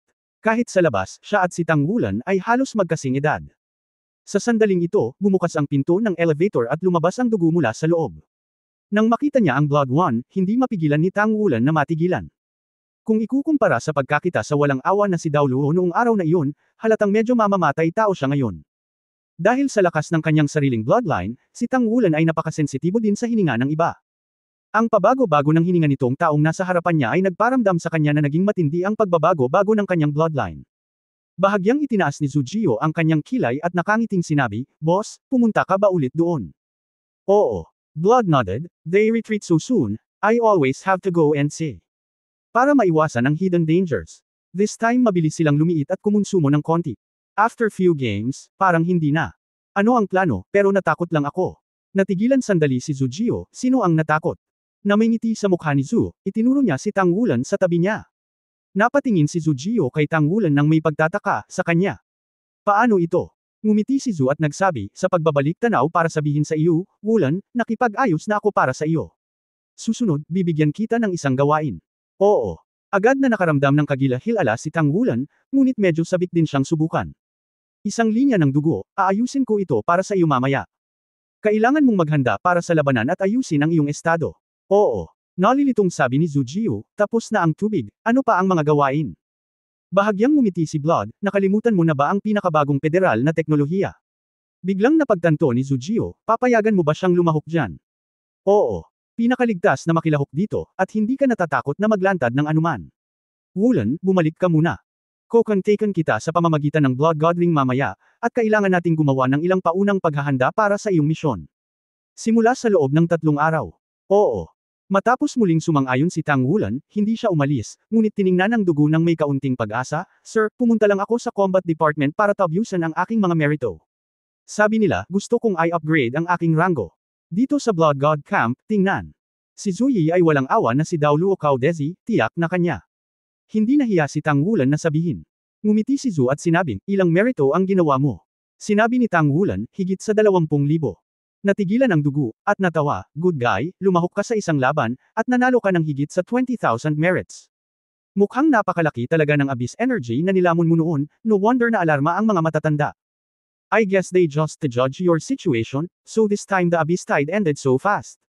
If you have more than 20,000 enough to promote kay Captain.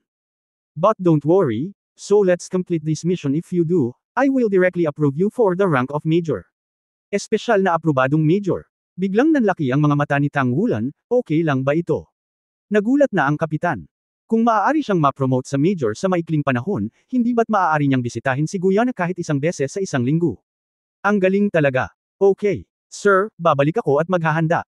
Umalis si Tang Wulan, tumingin si Zhu Jio kay Zhu Yi, ngunit ang ekspresyon sa mukha ni Zhu Yi ay naging condensed. Ano ang problema, boss?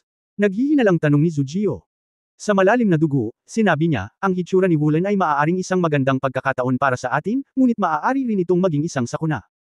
Ang partikular na sitwasyon ay hindi pa rin maganda. Siya ay naglantad ng masyadong maaga. Ako ay nakasama. Sinabi ng komandante na kailangan nating gumawa ng isang hakbang palapit upang pagsamahin ang linya ng depensa. Sa pagkakataong ito ay maikli ang panahon ng abyss tide, ngunit nag-aalala ako na sa susunod na oras ay darating ito. Ang punong tanggapan ng Chuanling Tower. Ang pinakabagong teknolohiya na binuo ng Federation ay opisyal na ilulunsad sa lalong madaling panahon.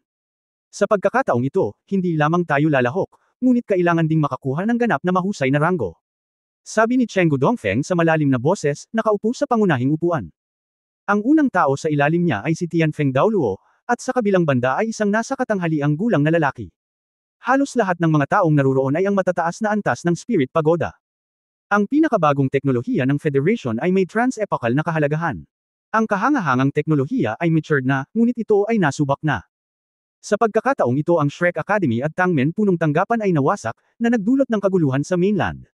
Kaya, inilunsad lamang ng Federation ang pinakabagong teknolohiyang ito sa oras upang payagan ang lahat na makilahok, na maaaring ituring bilang isang paglilihis ng atensyon ng mga tao, kumusta ang atensyon ng iyong kandidato? Kalmadong sinabi ni Tianfeng Daoluo Leng Yaozuo, nahanap na ang aking kandidato. Nakontak na ang aking disipulo, at magaling siya. Makikilahok siya. Tumango si Cheng Dongfeng nang may kasiyahan, sa pagkakataong ito ay walang mawawala, at ito ay may kaugnayan sa higit pang pagpapahusay sa ating impluensya. Direkta at hindi direktang napanalunan natin ang ika-4 na bahagi ng mga pwesto sa bagong parliament. Kung maipapasa natin ang kompetisyong ito ang isang hakbang na mas malapit sa ating impluensya ay magiging malaking tulong sa ating susunod na plano sa pagpapaunlad para sa Spirit Spreading Pagoda. Sumulyap si Leng Yaozu sa kanya at walang sinabi. Bilang Deputy Master ng Chuanling Pagoda, matagal na niyang kilala si Chenggu Dongfeng, hindi alam ng iba, pero paanong hindi niya malalaman kung ano ang layunin niya? Siya ay isang ambisyosong tao mismo. Ang kanyang layunin ay gawing buhay ang Spirit Transferring Pagoda tulad ng Wan Temple noong sinaunang panahon 20,000 taon na ang nakalilipas. Sa kapangyarihan ng isang organisasyon, ay override nito ang buong federation at makokontrol pa ang buong federation. Bagamat wala siyang anumang ebidensya, lubos siyang naniniwala na ang Shrek Academy ay dapat may kinalaman sa kanya. Ang pinakabagong teknolohiya ng federation. Napaka-interesante. Ang bawat malaking lungsod ay may espesyal na punto ng kompetisyon, at ang bawat malaking tore ng espiritu ng lungsod ay maaari ding lumahok. Sinasabi na ito ay mukhang isang espiritong tore tulad ng espiritong tore. Ngunit ito ay hindi katulad ng espiritong tore. Ang pinakabagong teknolohiyang ito ay maaaring sumaklaw sa buong kontinente. Hayaan ang lahat ng mga Spirit Master na gustong lumahok dito. Ganap na ice scan at ito ay magiging ganap na karunungan ng lahat ng espiritu at isang malaking tulong para sa pagpapabuti ng aktwal na kakayahan sa pakikipaglaban ng Soul Master. Malaking tulong ito lalo na sa Mecha Master. Oo. Noong nakaraan, ang mga katulad na aparato ay umiral lamang sa malalaking organisasyon, at hindi sila perpekto at hindi maaaring makipag-usap sa isa't isa. Sa pagkakataong ito ay iba na. Ito ay pinasimulan ng Federation, at lahat ng mga sistema ay magkakaisa. Ginawa ng Federation ang kompetisyon na ito. Ang gantimpala ay itinakda ng napakataas upang makaakit ng maraming mga Soul Master hanggat maaari upang lumahok sa promosyon ng high-tech na sistemang ito. Sinasabi na ito ay naging napakahusay at nailapat sa hukbo. Kung totoo, okay lang. Ano pang hinihintay mo? Mag-sign up na tayo. Anyway, libre lang, libre. Hindi masamang maranasan. Mayroon bang anumang mga paghihigpit? Hindi, maaari kang lumahok sa ibaba ng title Daoluo.